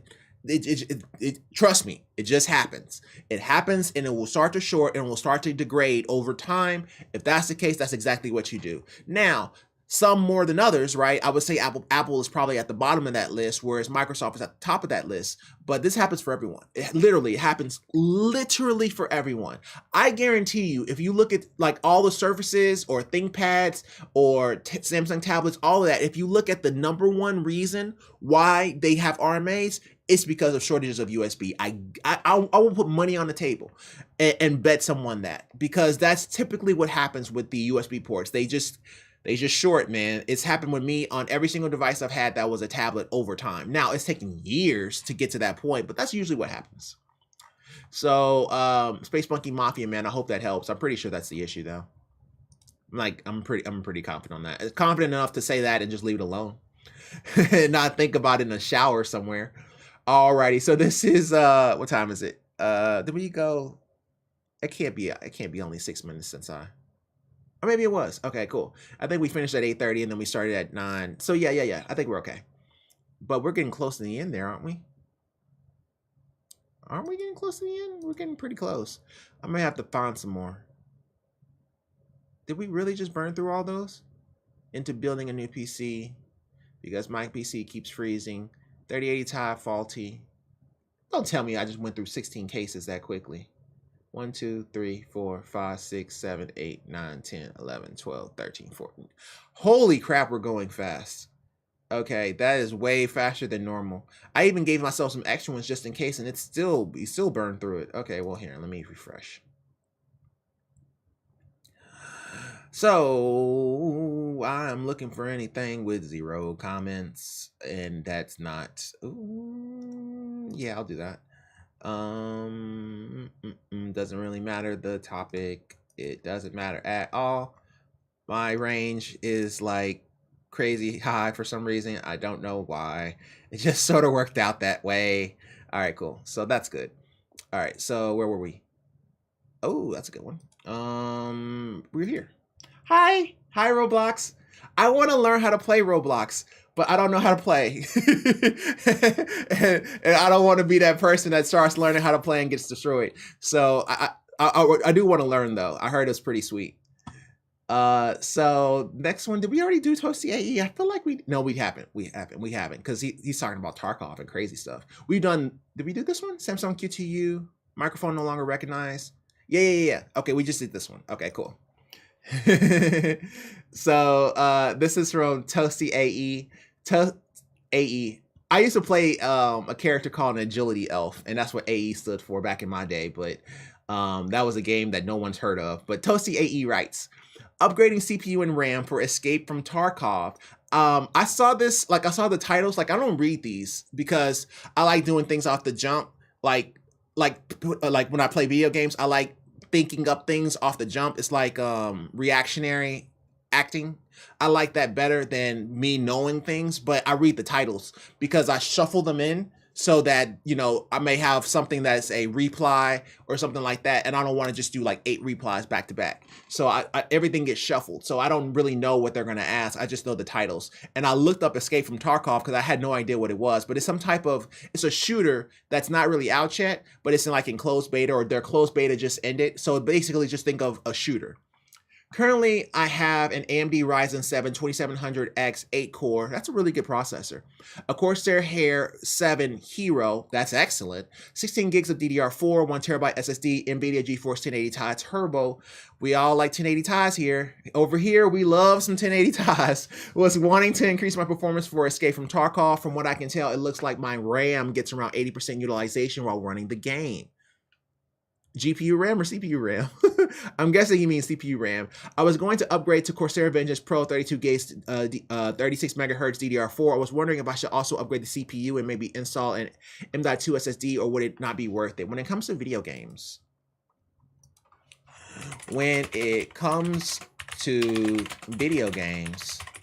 it is not worth it, specifically because video games load into memory. After that, they don't utilize the hard drive very much. So it's possible an upgrade of RAM would help. What would be okay, or an upgrade of the GPU if you like eye candy. But I've never been the one to tell anyone to replace a 1080 Ti. It's too special of a GPU. It's too special of a GPU. Yeah, I'm gonna let you come to that conclusion, bro. I'm not the type to come to a conclusion of replacing a GPU. That's just not that one. Like if you have like a 56, like a 6700 XT, or if you have like a 3050 Ti or a 3060 or 3070 or 4070 or XTX or XT, whatever. If you have one of those, sure, I'll give you recommendations. But if you got that 1080 Ti, bro, I'm not. Hey, how's it going, bro? I haven't heard from you in a while. How you been, man? I love that name. That's the craziest name ever, man. I wish I had that. My name just be like A. Alrighty, so yeah, with this one here, man, I just cannot bring myself to tell somebody to replace a 1080 Ti. I never have, never will. Good, glad to hear it, man. It's just that 1080 Ti, man. That 1080 Ti was so doggone special. I think every person who still has a 1080 Ti loves it so much they cannot get rid of it. And I'm not going to be the person that try to pry a 1080 Ti from a person. It's not me. I would rather you sit there and chill with a 1080 Ti and upgrade your whole rig before you replace a 1080 Ti. It's that special of a card. Like I don't even know of cards that were back then that were just that special where you were like, okay, bro, this is me and you all the way to the end. Like I'm using you for 10 years. 1080 Ti is that card. Like like literally on my desk over here, I have a Zotac 1080 Ti Mini and that thing doesn't even work anymore and I still have it. It's just the 1080 Ti, it was just so special. And I'm not about to be the one to try to pry it away from him. I don't think it would be all that necessary anyway because the game looks more like a Counter-Strike or something like that. Something that doesn't need a crazy amount of graphics. So it's almost like an open world type of shooting game where everybody just snipes everybody. Okay, I hope that helps, Toasty, man. And what did the other person say? Bump to 5700X would be nice. Wouldn't hurt to add a 1 terabyte M.2 to existing 2.5. It wouldn't hurt. No, I would say it wouldn't hurt, but I'm not about to sit here and give you options when I know that SSDs, when it comes to opening games, it's not really all that different. Now, if we're talking about just speed of just the computer overall, yeah, of course. But when we're talking about loading games just load to memory. Do you know what can make a 2012 MacBook Pro slow? Yeah. Okay. So the 2012 MacBook Pro, well, that's kind of an older model. So I would say if you've been updating the MacBook Pro, I would say the more you update the operating system and you have a lot of stuff on the hard drive, the slower it will get because the 2012 MacBook Pro is hard drive. The 2016 had SSDs and they had SSD option, but I think the 2012 only had hard drives. So if that's the case, I would go into the Apple settings in the top left-hand corner, then go to system preferences, scroll over to your drive and see if its utilization is full. If so, you may have to delete a few things in order to get you some more space, but that's what I would think. They don't really do a whole defragmenting thing when it comes to Apple products, but I would say for you, I would think that it may be hard drive or it could be memory because a lot of people from 2012 that have those MacBooks have 8 gigs of RAM. So upgrading the operating system over time and the download of constant things will cause the hard drive and memory to get oversubscribed. So that's what I would say to you. And when I'm closing my eyes because I'm imagining myself with my 2012 MacBook Pro from years ago. Yeah, I'm sorry. My range is crazy when it comes to this Mac Windows troubleshooting thing. Like I've had everything. So that's what I would say with that. I would say it could be hard drive or memory, but you're going to be outside of your warranty most likely. So that's what I would say. I would try to go hard drive first, see if your hard drive utilization could be dust on the inside to make it slow. Yeah, it could be dust. It's a possibility. Most people who have Macs generally don't go on the inside of those guys. You can try to blow dust from the places where it is venting out. That's a possibility. I can't remember if those were completely closed. I'm looking at my MacBook that's just right over here. But the 2016 model was pretty close, but I think it also had vents in the back. But the newest one also has vents in the back, but I can't remember if that one does or not. I don't have a 2012 near me. But yeah, you can try to go for dust. That's a possibility. But I would say when it comes to MacBooks, I would say hard drive and memory usually kill them quicker than dust. I would say dust is a bigger problem for CPUs and parents.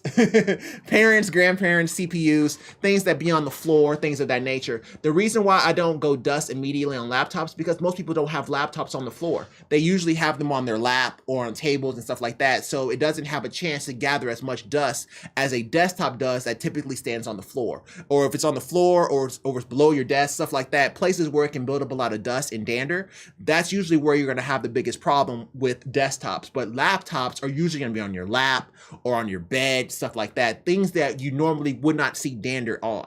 So that's why I would say that. So I would say hard drive, memory, possibly dust, but hard drive and memory, I give a higher preference to dust. I would say 40-40-20, hard drive, memory, 40-40, and then dust 20.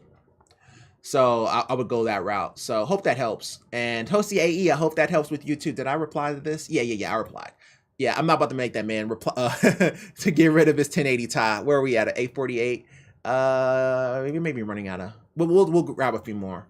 but we are flying. I don't know what today. I guess because it's the New Year's, we're going. Could be dust on the inside make. Okay, cool. I just want to make sure I already read that one. It could be that we're just kind of flying. Okay, cool. All right, so my landlord just texted me a picture of an email regarding copyright infringement torrenting from our ISP. I get that there's already 8 comments, but obviously my range on this is very vast. I literally moved in yesterday and I know it wasn't me because all I did on my first day was use Steam and Discord. I feel like it looks real bad though. How long does it normally take for them to be sent out? Is there a possibility that I have a virus on my computer and I should reset Windows? Okay.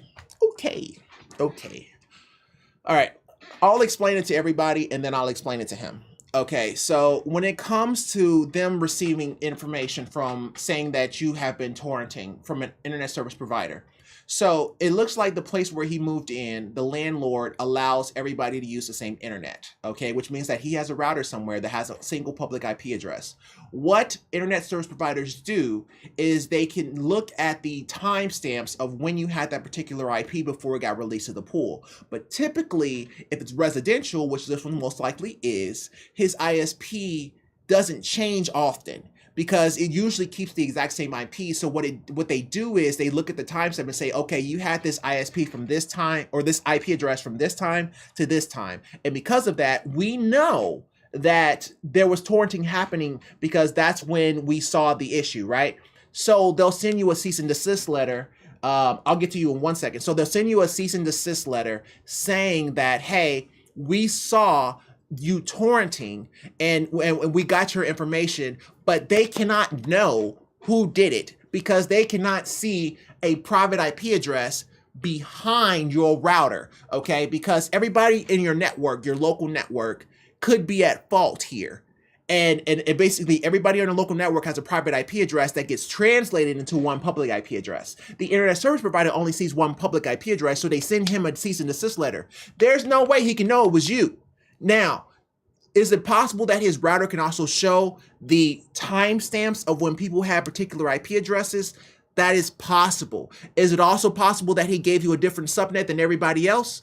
That is also possible. But at the same time, he would have to compare the timestamps of when you were there versus the timestamps of when they said that in order to actually figure that out. But they don't tell you what time it was at. They just send you a cease and desist letter saying, hey, you were torrenting, please stop. If it happens again, we'll disconnect your internet. So there's no way to truly prove you were at fault unless he had some type of man-in-the-middle attack. In other words, he had some type of a way of seeing the traffic you were sending. Outside of that, it's impossible. So I'll explain. Okay, let me before I type that, let me go here. I have a 1999 Dell desktop computer and it's really dusty. What should I use to clean it? Air dryer. So I'm not air dryer, air fryer. Use an air fryer. Put it literally in there and make some chicken. No, I would say a air duster. So basically, you want to take it outside and it's not the compressed air that gets cold.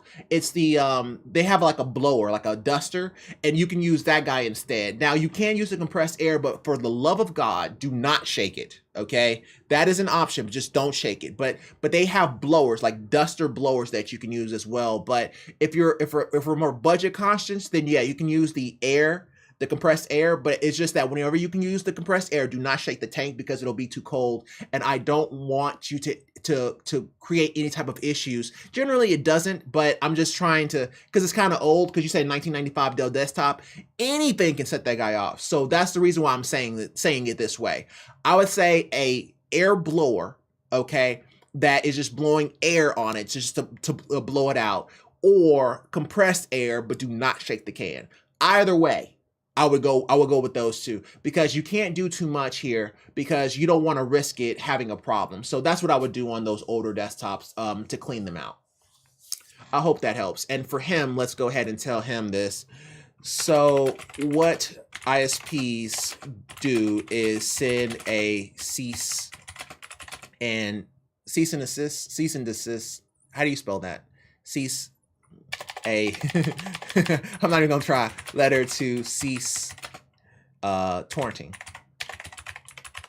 to the public IP that was shown in the infringement. infringement. There is no way they could know who behind the firewall did it as Nat exists.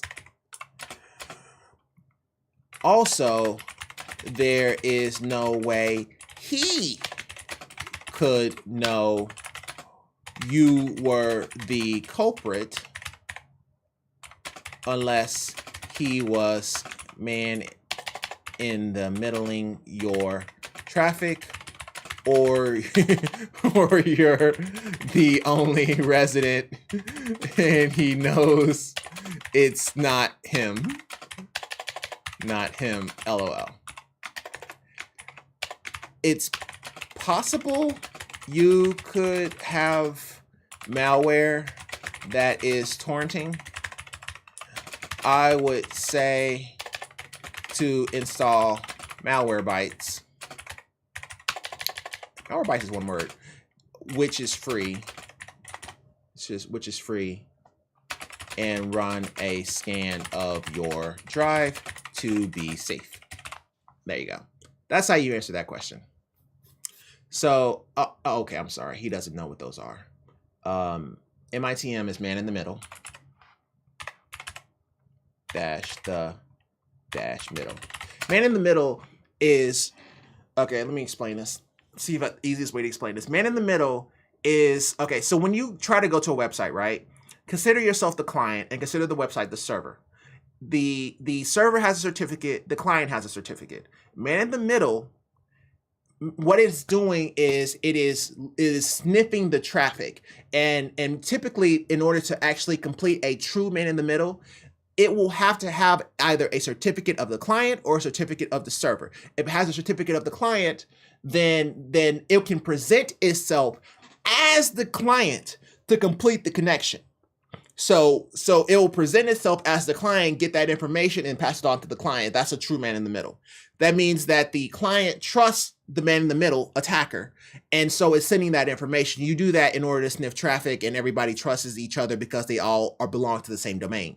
So that's typically what happens. You can also do it from the server side, and if you do it from the server side, you have the server's private certificate. You can actually send that to the firewall, and it will know, or firewall, or whatever's doing the man in the middle, and you can send that to the actual to the actual firewall, and they can do it that way as well. But that's what that means. That's what man in the middle means. And then NAT, translation from public to private. Translation from, I'll answer you in 1 second. Just give me 1 second. From private to public. Private to public. Parentheses. There we go. So we'll put that edit in there. That way, I didn't mean to make it so complicated. I was thinking about getting a PS5 with a broken HDMI port. How can you put a new HDMI port on? Oh Lord. I don't think you can. That HDMI port is started onto the motherboard. I don't think you, well, okay. Could you? Yes. But if it's having a broken HDMI, I cannot say exactly what's going on with that particular motherboard. So, but it is soldered onto the motherboard. So if you have good soldering skills, you can maybe try to replace the HDMI, but that's not a guarantee that it'll fix the issue. So if he's charging you a lot for it, I wouldn't do it. If he's charging you like, $300 or $250 for it, and an HDMI port is broken, don't do it. It's not worth it, because you may fix the HDMI port because you're an engineer or you know how to solder, and it still have a problem because of the problem with the motherboard. So, typically whenever I see things where the HDMI port has gone out, that sounded like gunfire, but it may have just been a firework. But typically when I run into situations where I see the HDMI port is out, $150.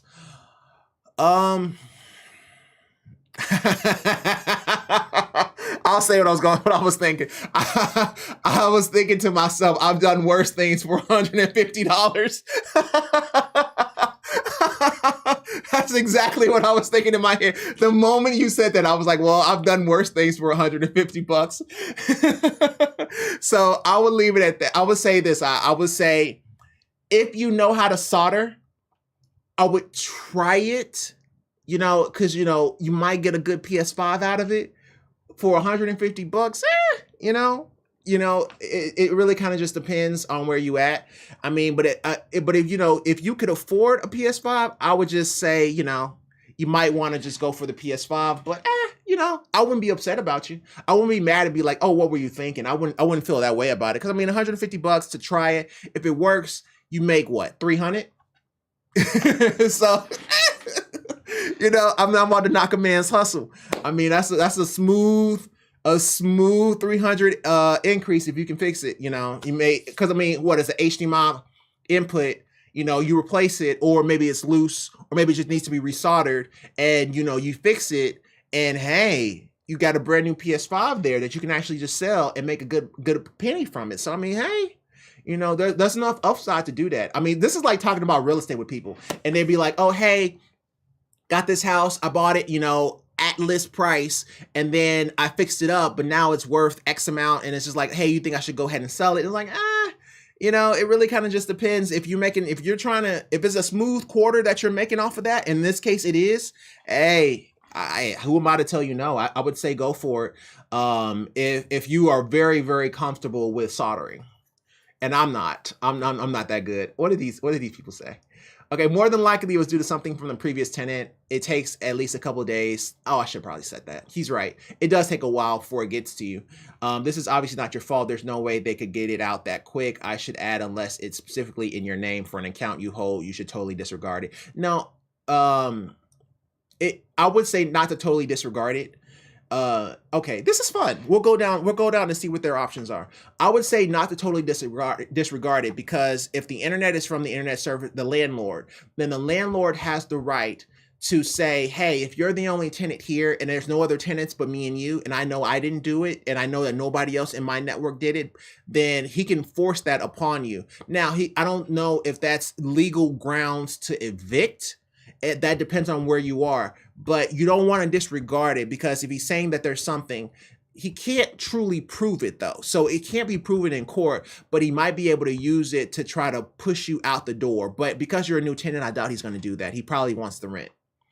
So those emails and letters take days to weeks. No chance it was you. And unless he's really tech illiterate, why would he send it to his first day tenant? Did he say it was his first day? I literally moved in yesterday. Oh, okay. Never mind. I'm sorry. You have a malware that's torrenting, I would say, and install. Actually, yeah, that eliminates this. He's right. He's right. It eliminates it, but yeah. Also, it takes 2 to 4 weeks. That's exactly how long it takes. 2 to 4 weeks before they get this out to you, as they have to be notified, and issue occurred first, and they send it out in bulk. Obviously, I've worked for an internet service provider for a decade. I am very comfortable with this subject. So yeah, he's right. It takes 2 to 4 weeks. It was just something my previous tenant did. We were at that one. These emails and letters take days to weeks. No chance it was you, unless he's really tech literate. Why would he send it to his first day tenant? Because he panicked.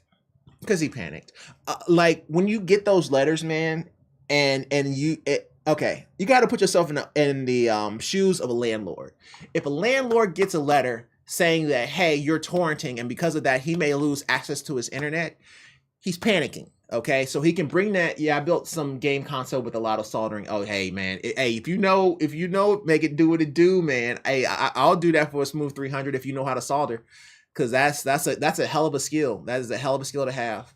I need to get better at it, but I don't have time to just sit and do that. Plus, I'm doing this every day, so now I can't do it at all. But yeah, man, I'm happy for you. I really hope that works out. And those emails and letters take days to week. Yeah. Dude, I moved in yesterday. This wasn't me. I don't even do that kind of thing. What kind of details did you get from your landlord? That might help you diagnose virus problems. Yeah, I mean, I was trying to go that virus route, but if he's talking about a day, bro, it can't be him. He's right. Oh, I totally torrented before. I just didn't do it here at all. He just sent me the email that said there was a possible copyright infringement torrenting. Just thought it was way too weird. He could be lying, by the way, that he's only been there for a day. He may have been there for a week and it felt like a day. You see what I'm saying? Like, for example, you get the keys, right? what's the first thing any person that's techie gonna do? They're gonna hook up their computer. Before they move anything else, they're gonna get the internet going and they're gonna move their computer over. It may be that he hooked up his internet and his computer and he says that he hasn't moved in because he hasn't moved his actual furniture and stuff in, but anybody techie is gonna have their computer already set up because that's all a man needs. All a man needs in life is a computer and a chair. That's all he needs, right? And food, right? So he doesn't need all that other stuff. So he may have looked at it like, hey, I may have moved in on this day, but his computer may have been running. Okay, now I want to put the malware by stuff in there, but I'm not going to type that stuff no more. So yeah, it's a possibility that it could be him. You know, and he may not just be like thinking about it. He may have like, oh man, I forgot I had my computer hooked up long before I actually moved in, which I do all the time. And anyone that is tech who has moved in the history of ever has done, they want to make sure if they're a tech person and they're a gamer person, they want to make sure the internet works. They're not going to move somewhere if the internet doesn't work. That's a guy thing. So yeah. I like reading these. These are fun. If anything, they're probably giving you a heads up that there's been a warning at your IP, so you're at risk of being disconnected if you do torrent stuff. This is correct.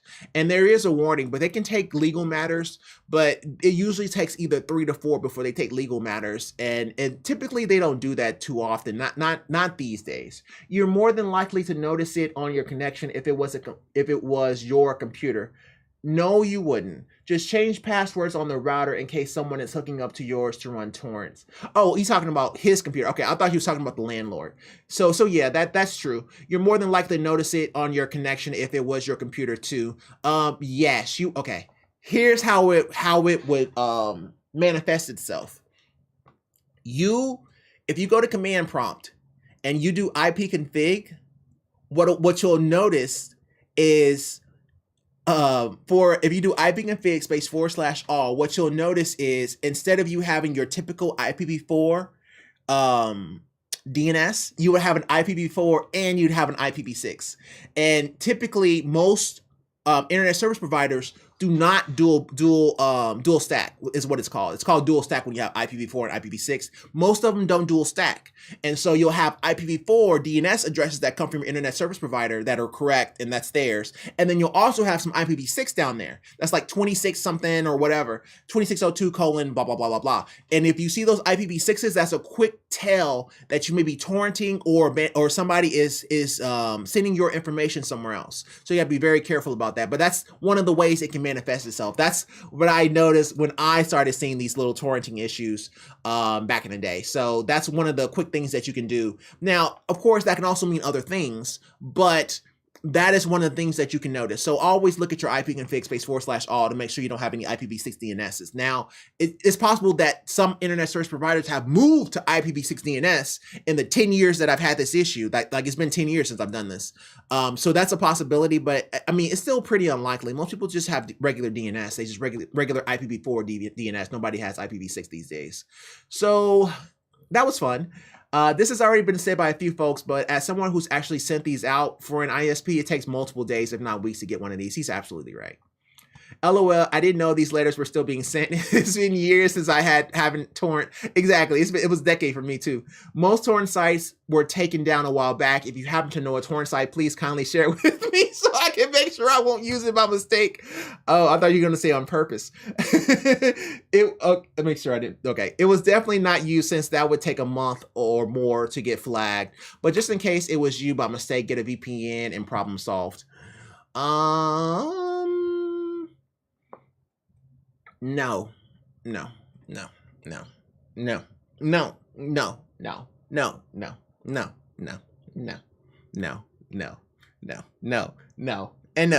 that's not what that does. So having a VPN basically makes it so that your public IP address is hidden from being seen.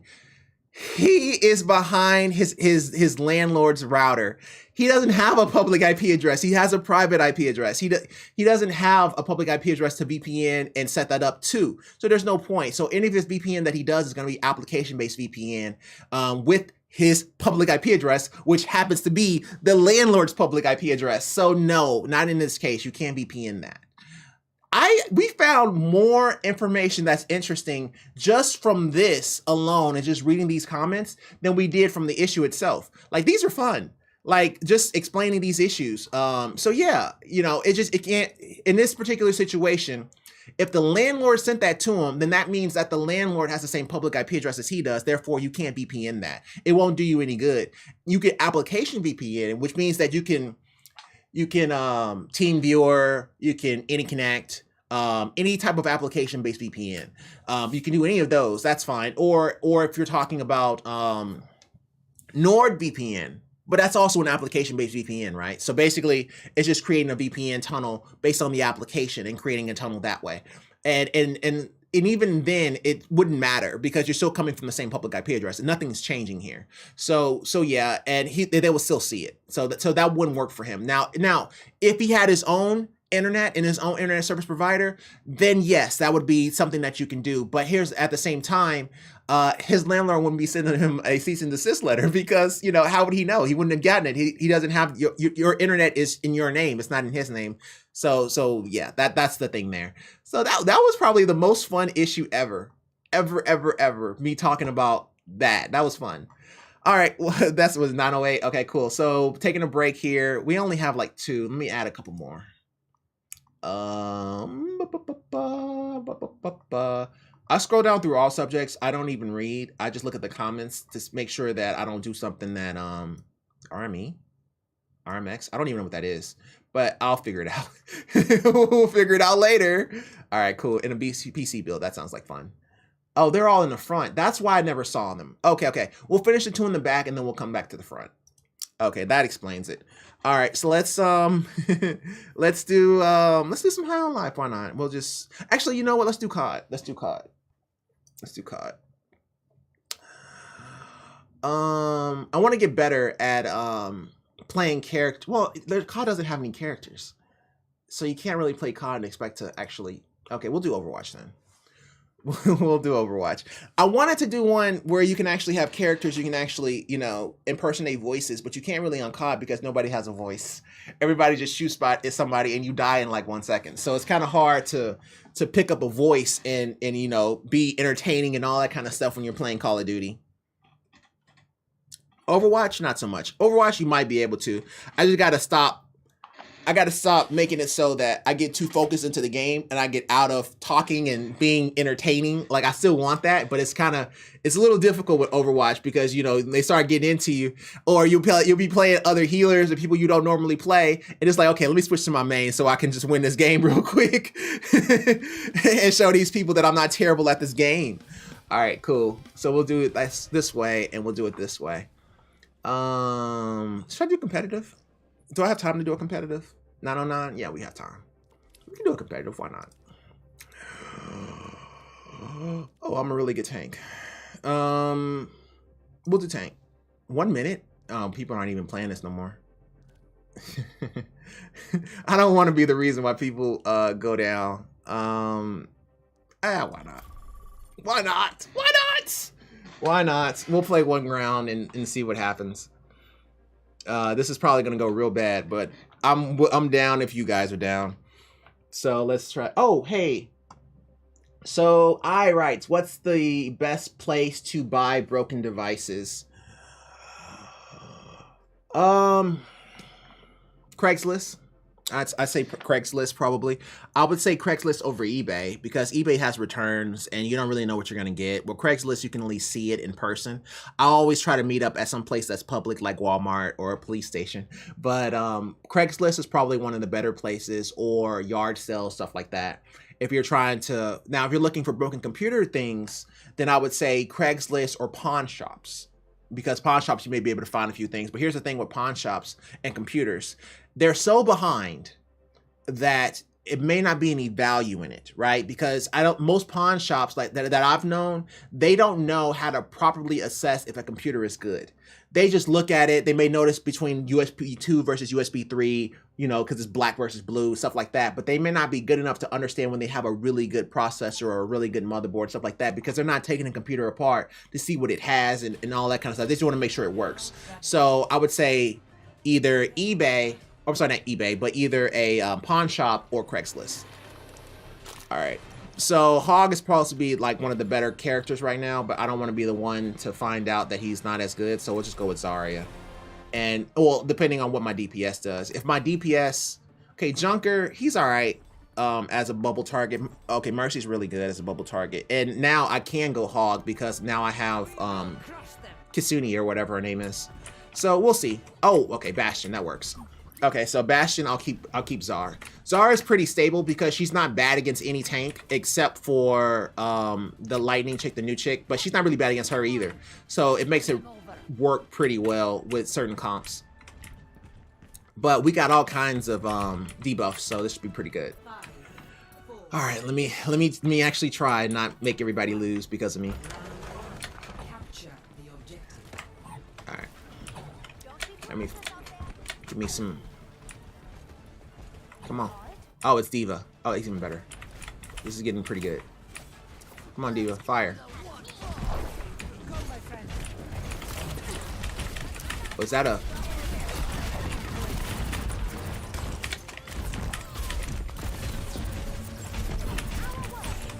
Oh, you so dead.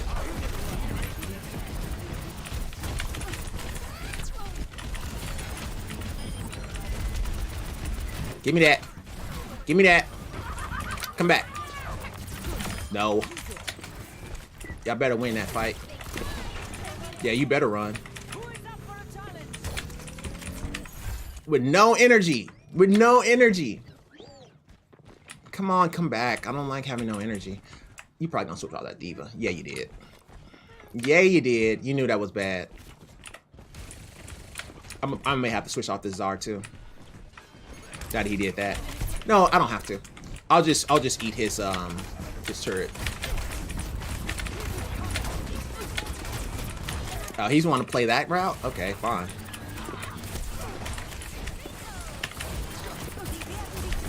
Yeah, give me that. Get wrecked. It's too far. Give me that energy.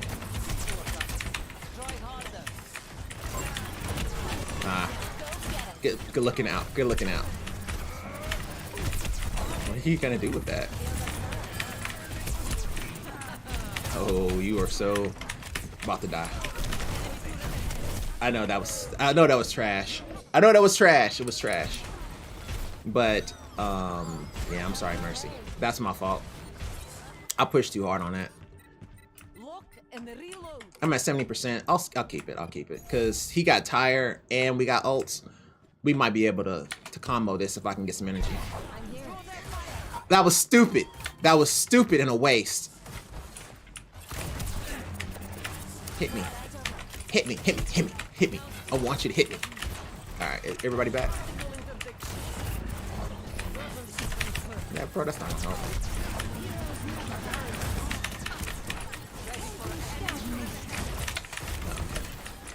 Hey, Bastion, where you at?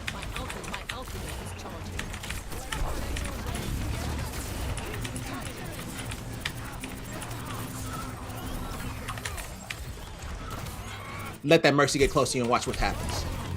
Got it.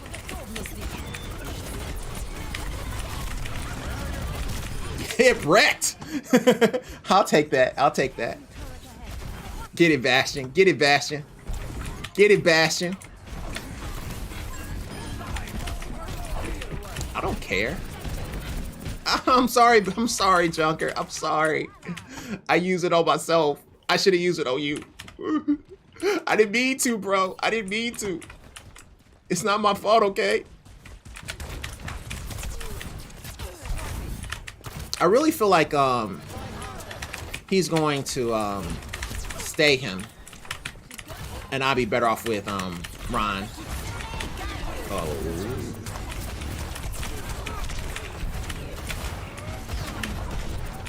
Oh god, he still has full health. Ah, They said get off the point. They said get off the point. Fine. We'll run and finish it. They have 54%? How do they have 54%? Okay, whatever.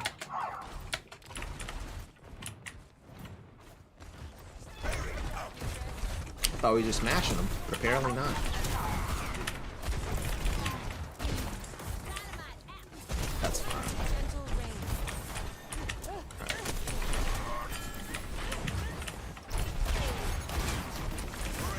That's where it's at.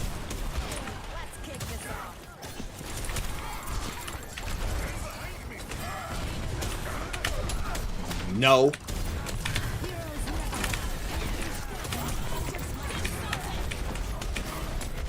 You gotta sleep or something?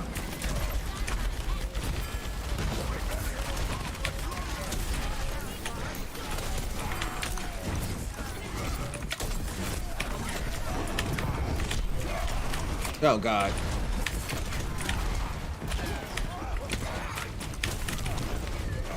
Oh God.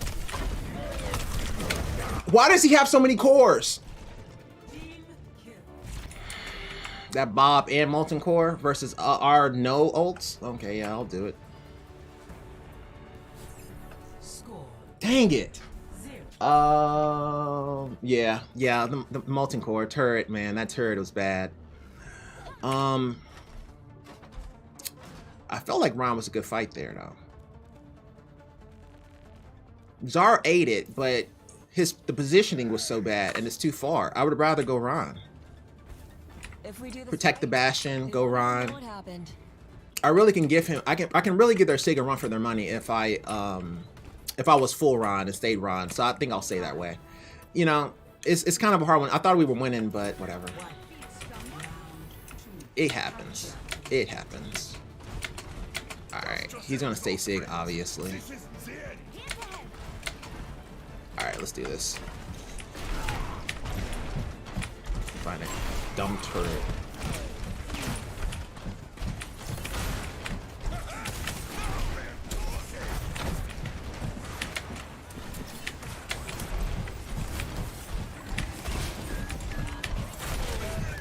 Get that. Oh God.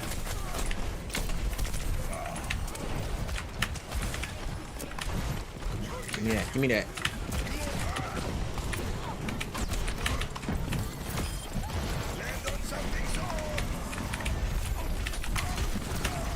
I'm killing you.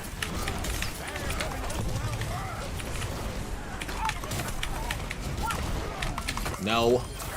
No. Yeah, it's about time for you to run. Oh, okay, they switched to Anna. That's smart.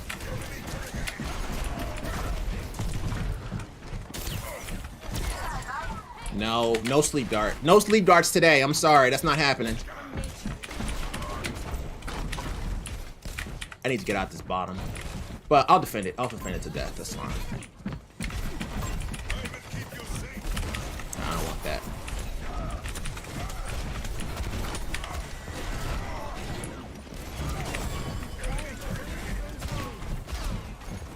Oh, they just lost their tank. Yeah, see, that's why I want this over Zarya, because I can sit there and try, but that turret goes too slow to actually charge her bubble, and nobody's really trying to hit me. They're trying to hit the Bastion, so it just didn't work all that well. And then the Bastion, you know, I'll be trying to time my bubbles for him, but it just doesn't work all that well. So he's gonna go for his ult. Let me get the fuck out. Bastion, no.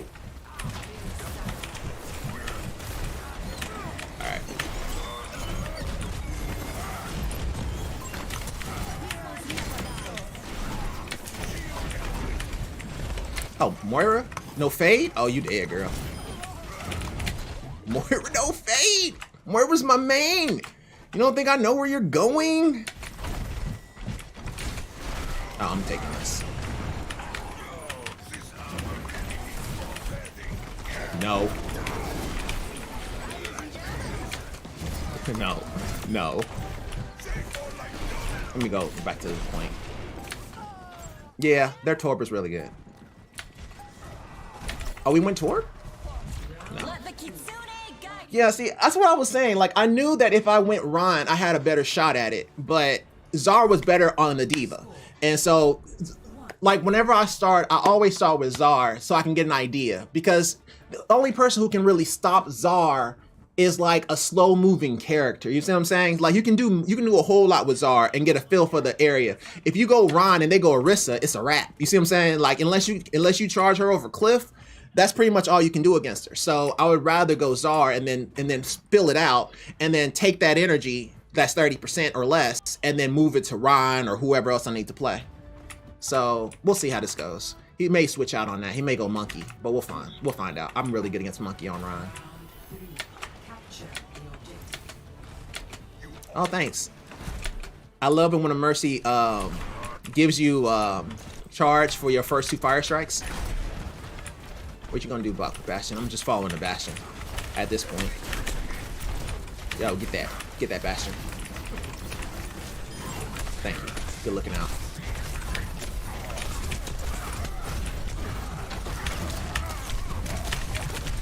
Oh God, that was stupid. That was stupid.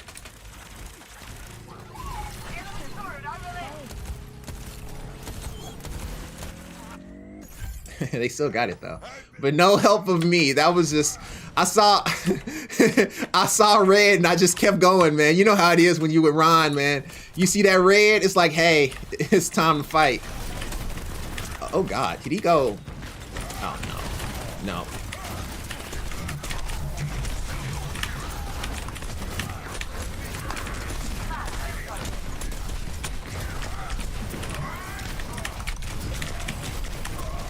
Ooh. All right then. It's a lot of damage. I should have took him off a cliff, but he was backed into the wall, so I couldn't take him off a cliff. What's next? But I'll take it this time. Man, look at his damage. His damage is crazy. But my shields are really good too, so I'll take that.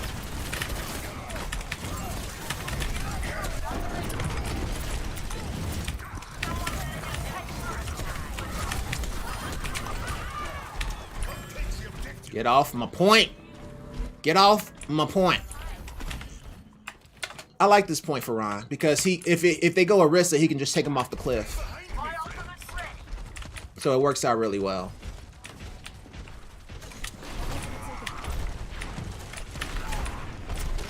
Ooh. Why are you so bad? Why are you so bad, Junkrat? You made me do this. Oh, I can keep this. I didn't want this fight, but I was trying to save the junk. You don't want to do that against a Reaper, but you gotta do what you gotta do to save the junk.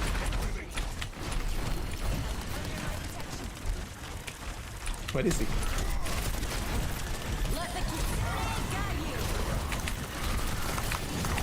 Swing, batter, batter, swing, swing, swing, batter, batter. Right on your face. No. You two.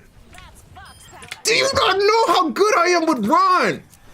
Are you not aware? There's a reason I am this good with Ron. They don't believe me when I tell them I'm really good with Ron. Oh my God, how did I miss that?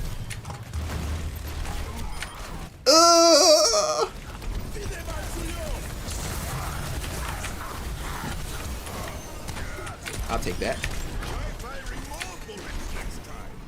And took the Bastion for myself, bro. Took the Bastion for myself. Get wrecked! Get wrecked! Get wrecked! Took the body! Took the Bastion's body, son! 25, that's perfect timing. Tore through. He didn't throw. It's just that we tank swapped to fix him, and then we went Pharah, and that really helped. And then I switched to range so that I can actually hit the turret from Czar, and it just worked out. But he was molten coring us really badly for a while there.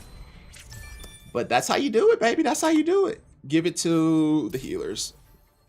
He was really good too, but give it to the healers. That's how you play, man. That's how you play.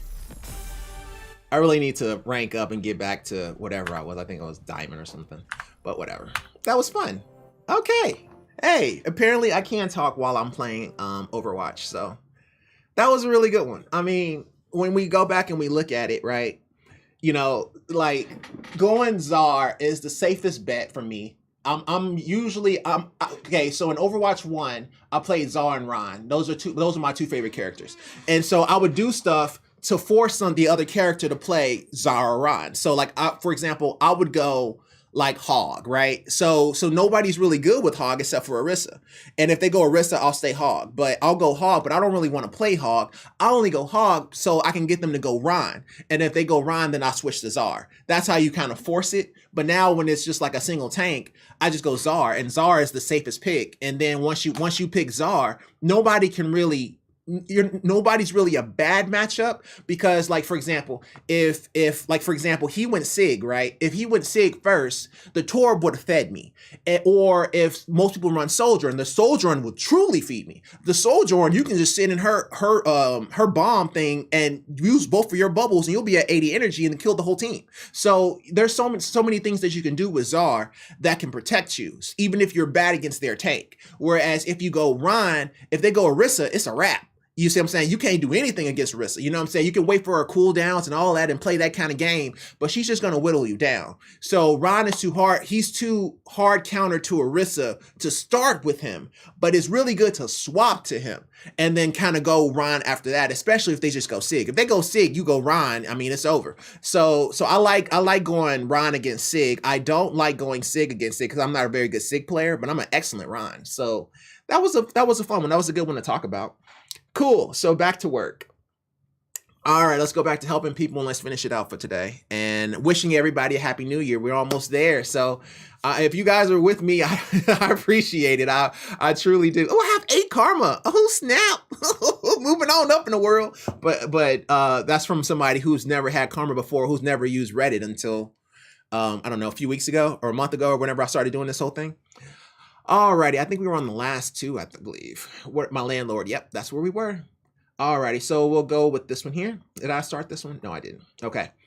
So this is from, am I in the right? Yeah. Everybody can hear me okay? Yeah, everybody can hear me okay. I'm just making sure my audio is good. So this is from Fostan? Okay, we'll just call him Fostan. For SS Stan. Stan, where's Stan? Second monitor keeps freezing. Okay, lately there's been an issue with my second monitor where it completely freezes. However, the very top portion of it is still active. The issue goes away if I were to turn off the monitor and turn it back on, but that only ends up being a temporary solution before the issue persists. On top of that, when it isn't completely freezing on me, there seems to be very light flicker when the monitor is active, which wasn't there before either. Nothing damaging has happened to it that I'm aware of, or that could possibly be the direct cause of this, but the freezes are becoming more and more frequent to the point of being unusable. All my drivers are up to date, and I unfortunately don't have access to another computer to see if it's a computer issue. But seeing as my main monitor works just fine, I doubt that's the case. The monitor that is having issues is an Asus 1920 by 1080p 60Hz monitor, processor 3700X, NVIDIA GTX 27 Super, but it doesn't matter. So this is really straightforward. So the monitor that is freezing, does it freeze if it's your only monitor? If the answer is yes, then try a different cable, input cable. With cable, if it's using HDMI, swap to a DVI cable. Is it DVI? DVI. I'm so dating myself. I feel old. Display cable. I was thinking about that person who was asking me about that whole DVI to HDMI thing, and so I said DVI, but no one uses DVI these days. It's bad. So, and the fact that I know that is, I'm old. I'm sorry. I'm old. I be trying to hide my gray hair on camera, but I'm actually quite old. If it's using HDMI, swap to display cable. And try. If the answer is no, does it freeze when you only have one monitor? If it doesn't freeze when you only have one monitor, then we're looking at GPU or cable. We are looking at GPU or cable, but this is less likely. We'll go that route. Yeah,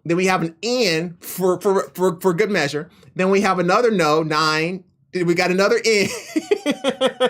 Then we have on for some reason. Then we have no, no, no, no, no, no, and no. Okay, cool. So we have at least 13 no's here.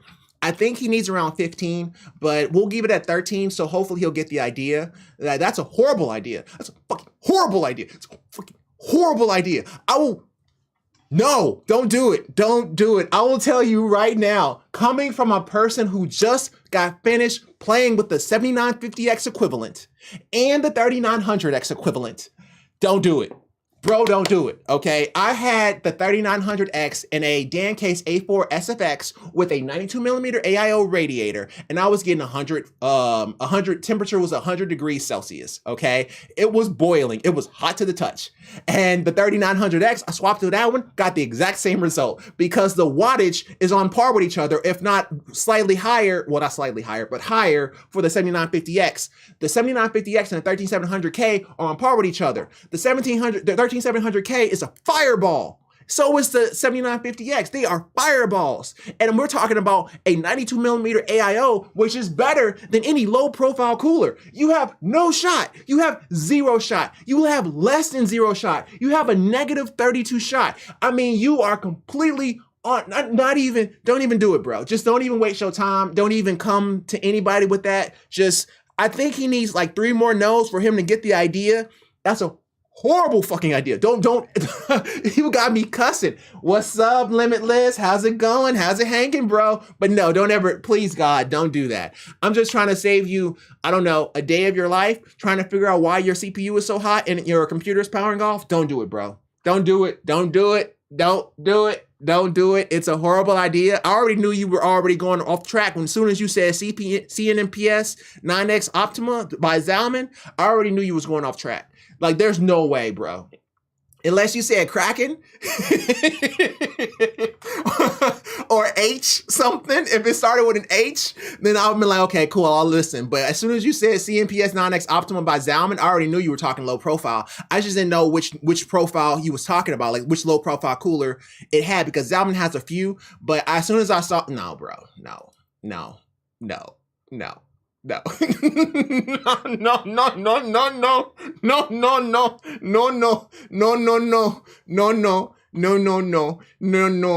like trying to cool a fireball with a fan.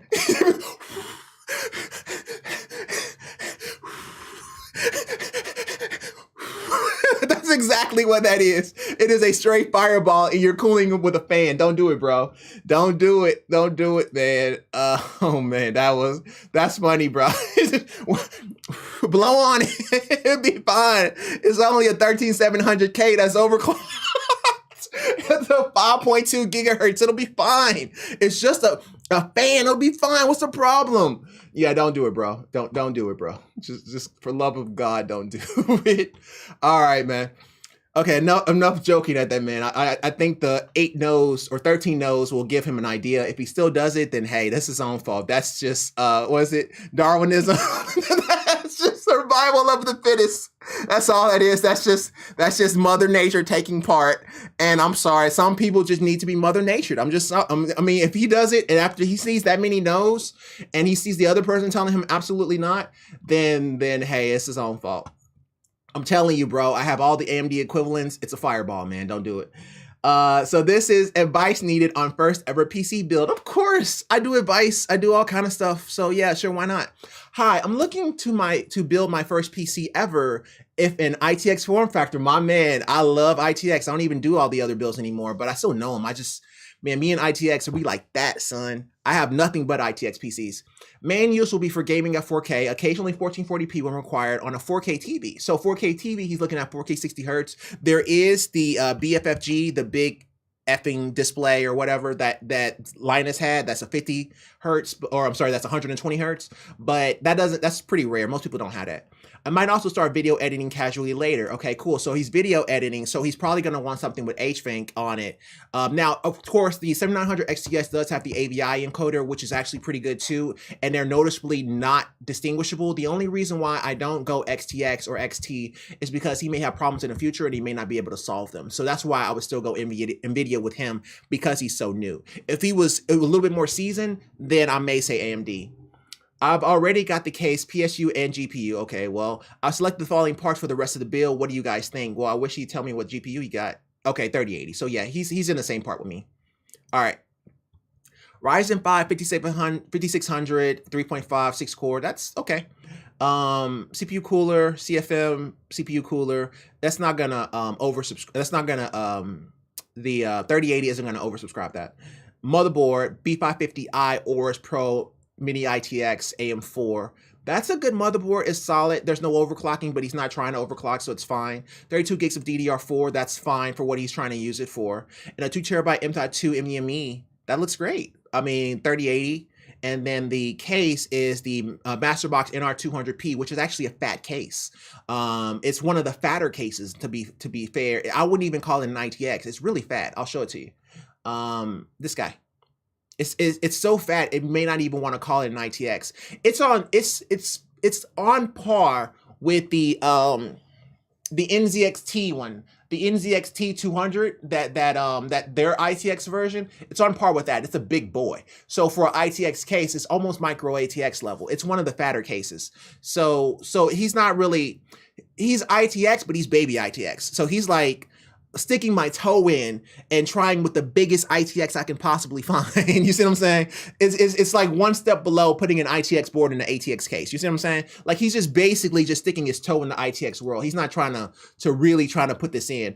But 850 watt gold. So 850 watt gold is what, 86%, 86, 87% efficiency. So on a 3080, that's fine. That's fine. He's not gonna oversubscribe it, especially with a 5600. 5600, what is that? That's about 220 watts. So 220 watts plus 220 on the 3080, 220 to 300 is two pin, right? So we'll say 300 watts plus 220, so 520. And then we look at everything else. So I would say about 600 watts that he might utilize, and he's on the 850 gold. He's fine. This is great.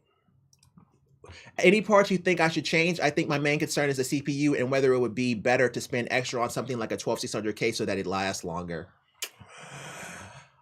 I would say you are ironically good at this. Good at this considering it's your first time. Congrats, bro. Congrats, bro. On behalf of the technical world, congrats, bro. On behalf of the technical world, I hereby say you are one of us. I have that right. I can anoint others. I have that. You give 20 years to something, you have the right to anoint others, okay? He's one of us. To do this on his first trip, like on my first trip, my PC, I mean, I had what? The first one I paid for was a Phenom 1090T, and I had like a Radeon, I think it was a 560, oh no, I'm sorry, it was a 5770. It was a 5770. That's what it was. And then I upgraded to a GTX 570, 2.5 gig, and it was such a good card. Oh, so good.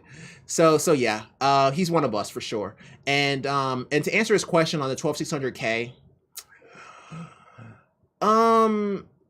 you could,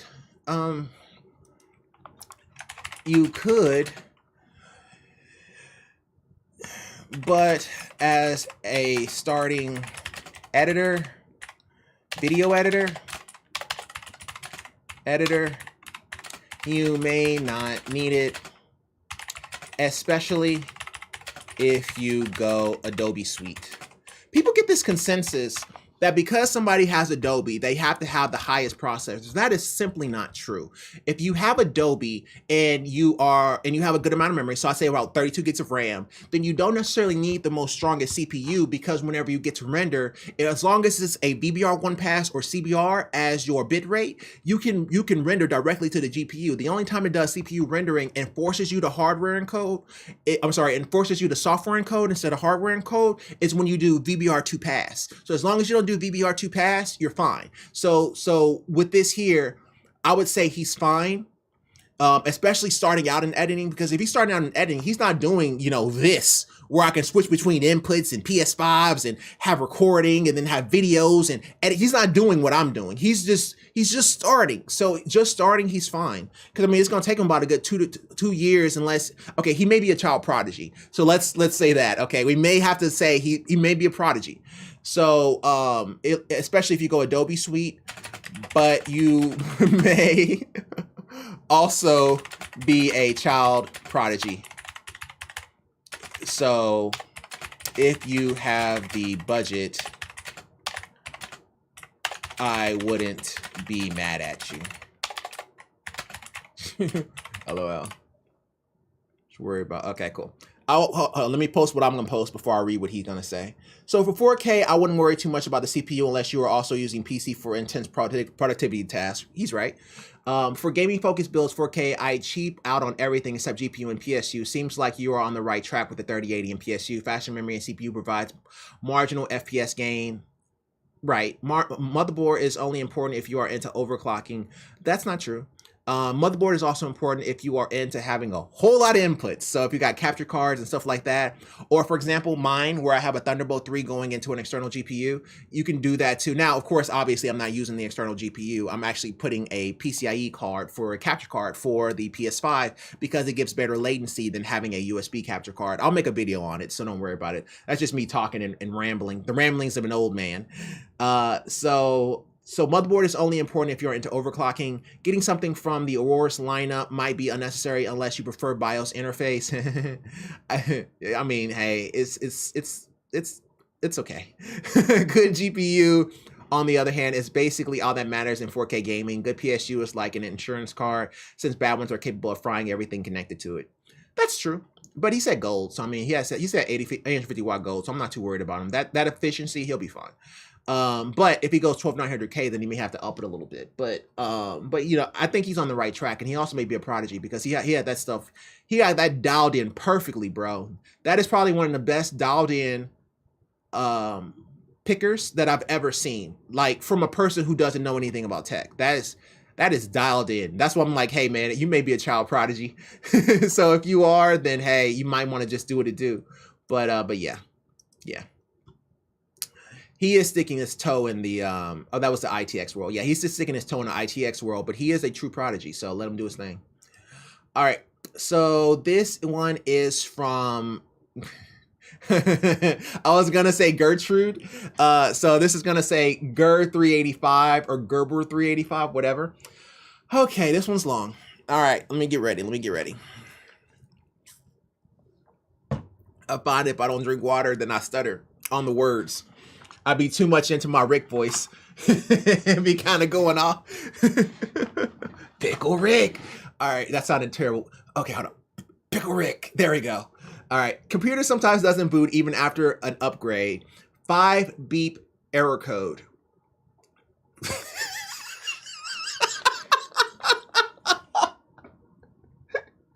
I may have a photographic memory, bro, but I'm not about to remember 5 beeps, man. That's crazy. Oh my God. Okay, yeah, 5 beep error code, got it. Sometimes when I turn on my computer, the screens won't show anything and the motherboard speakers would give 5 beeps. I would then hold the power button until it turns off and then power it back on, and sometimes it would happen again.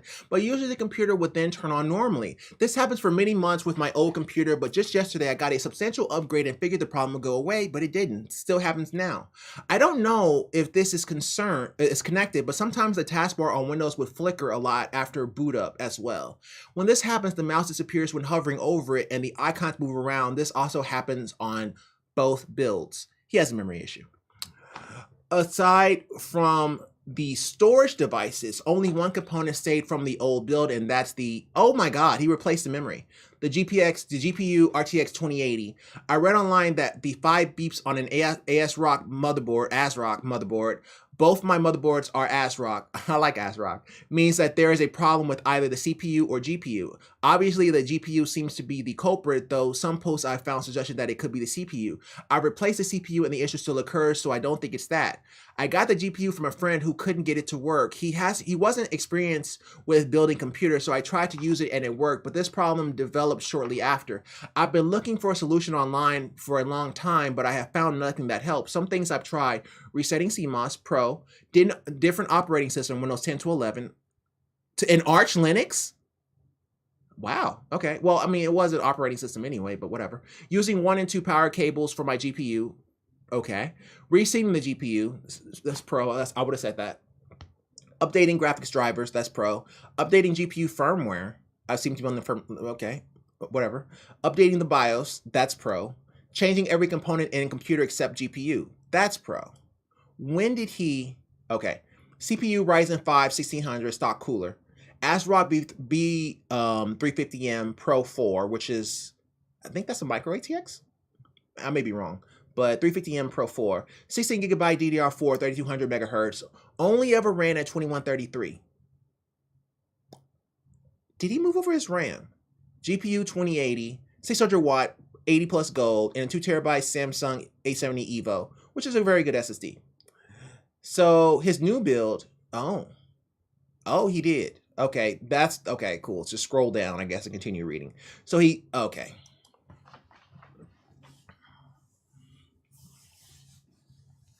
Okay. He's probably going to have multiple issues. So Ryzen 9 7950X, Arctic Liquid Freezer, 360 millimeter radiator. Holy hell. ASRock X670E. Holy hell. That is a full-size ATX motherboard, and it is huge. 32 gigabytes of DDR5 at 6,000 megahertz. It's overclocked. He needs to bring that down some, but that's neither here nor there. It doesn't matter. MSI RTX 2080 Ventus. Oh, we're done. We're done talking. We're done talking. We're done talking, and the reason why we're done talking is because he has a 7950X, and a 7950X can be ran. It has an internal integrated graphics. Just run it by itself. Done talking. So with this, the 7950X has integrated graphics. Just pull out the graphics card, bro. Also, I would say this as a fellow 7950X owner, make sure your BIOS is constantly up to date. And this is why I do what I do. Because I can troubleshoot a 7950X because I have one. So that's the reason why I have it, because I can troubleshoot issues like these. Though to be fair, you don't need a 7950X to troubleshoot this issue, right? Because as soon as you saw that his RAM was the same, and he knew that his GPU was the only thing that he moved over, he's already looking at the GPU. But because he moved to a 7950X, it's over. It's game over. It's integrated graphics, bro. Just take out the GPU and that'll answer your question. You don't even have to do anything. Just take out the graphics card. So he answered his own question just by him upgrading the 7950X. I just think that he doesn't know that it has integrated graphics. But to be fair, no one knows that the 7950X has integrated graphics, but it does. So yeah. The whole series, the whole 7900 series, the 100X, all of them, they all have integrated graphics. It's RDNA 2, by the way. It's not RDNA 3, it's RDNA 2. But they do have integrated graphics, so hey. All right, cool. And I think that's going to finish it up. We'll do one more, and I think that's going to finish it for today. I know people are starting to leave because it is New Year's, and I don't want to keep people during New Year's, so we'll do one more and we'll call it a day. Okay, I'm still streaming. Okay, just making sure. So 0.1% drops. Okay, just making sure. It's rare that I need to look down, but for some reason I wasn't recording, which is weird, but okay, whatever. It's fine. I can get it from somewhere else. All right, so this is the last one here. Just choking. I see what you made me do there. Just choking. King says, What's the difference between the Corsair Army, RM, and RMX series? Hi, I'm looking for a PSU, and there wasn't much info between the Army series as it's fairly new. How does it compare against the RM and RMX? Would it be better to get an RM750E for 130 Canadian or an RM850 for 150 Canadian? I don't know what the Corsair Army is unless it has the 12 pin. Let me see. Yeah. It's 12 volts. Dual 8-pin 12 EPS volts to provide quiet reliability. RME series. Show me the back. Show me the back. Okay, PCIe. Those are just 8 pins. What? Oh, I thought he may have the 12 volt pin. It doesn't. Okay. So, fully modular, low noise. Cable modular. I mean, do y'all see a 12 pin? I do not see a 12 pin to go with 4090, so I don't think there's any. I mean,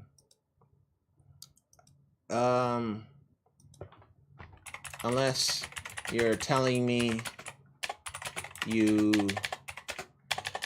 well, it doesn't really matter. Even if you did, I think a RM850 is fine and probably the better fit with GPUs and CPUs being power hungry. I think this RME guy may be quieter, but you may not notice it as PSU fans rarely spin up, but doesn't look all that special at first glance. That's my opinion. I don't know for sure if it's factual, but I that's just my opinion on that. All three are A-tier PSUs. Yeah, the RMX are Japanese capacitor, I believe, and the other two do not. All of them are pretty much equivalent in quality by the cheapest. Yeah, I would say not by the cheapest, by the one with the highest wattage, just because the GPUs and CPUs are so strong. And this one said RME is essentially the budget entry of the ARM lineup. It is cheaper fan and cheaper capacitors. RMX is higher quality entry in the ARM lineup, so if you can go RMX. Yeah, I said 850, which is the RM850. Which is the higher end. So yeah. Yeah, I just go with the 850, but it's not because it's an X, because okay, here's the thing with Corsair. I've never had a bad one. I'm just gonna put that out there. I've never had a bad one. And this is coming from a person who used to have miners. I've never had a bad Corsair. I still have 1200 watts. I mean, I've had 850s, I've had 600s, I've had 750s. I've had the small form factor, the SFXs, I've had the large form factors. I've never had a bad Corsair. I'm sorry, I haven't. It just doesn't happen. So for me, I'm not about to sit here and be like, oh yeah, it's a cheaper one or whatever. I can't, in all my years, I can never think of a bad Corsair.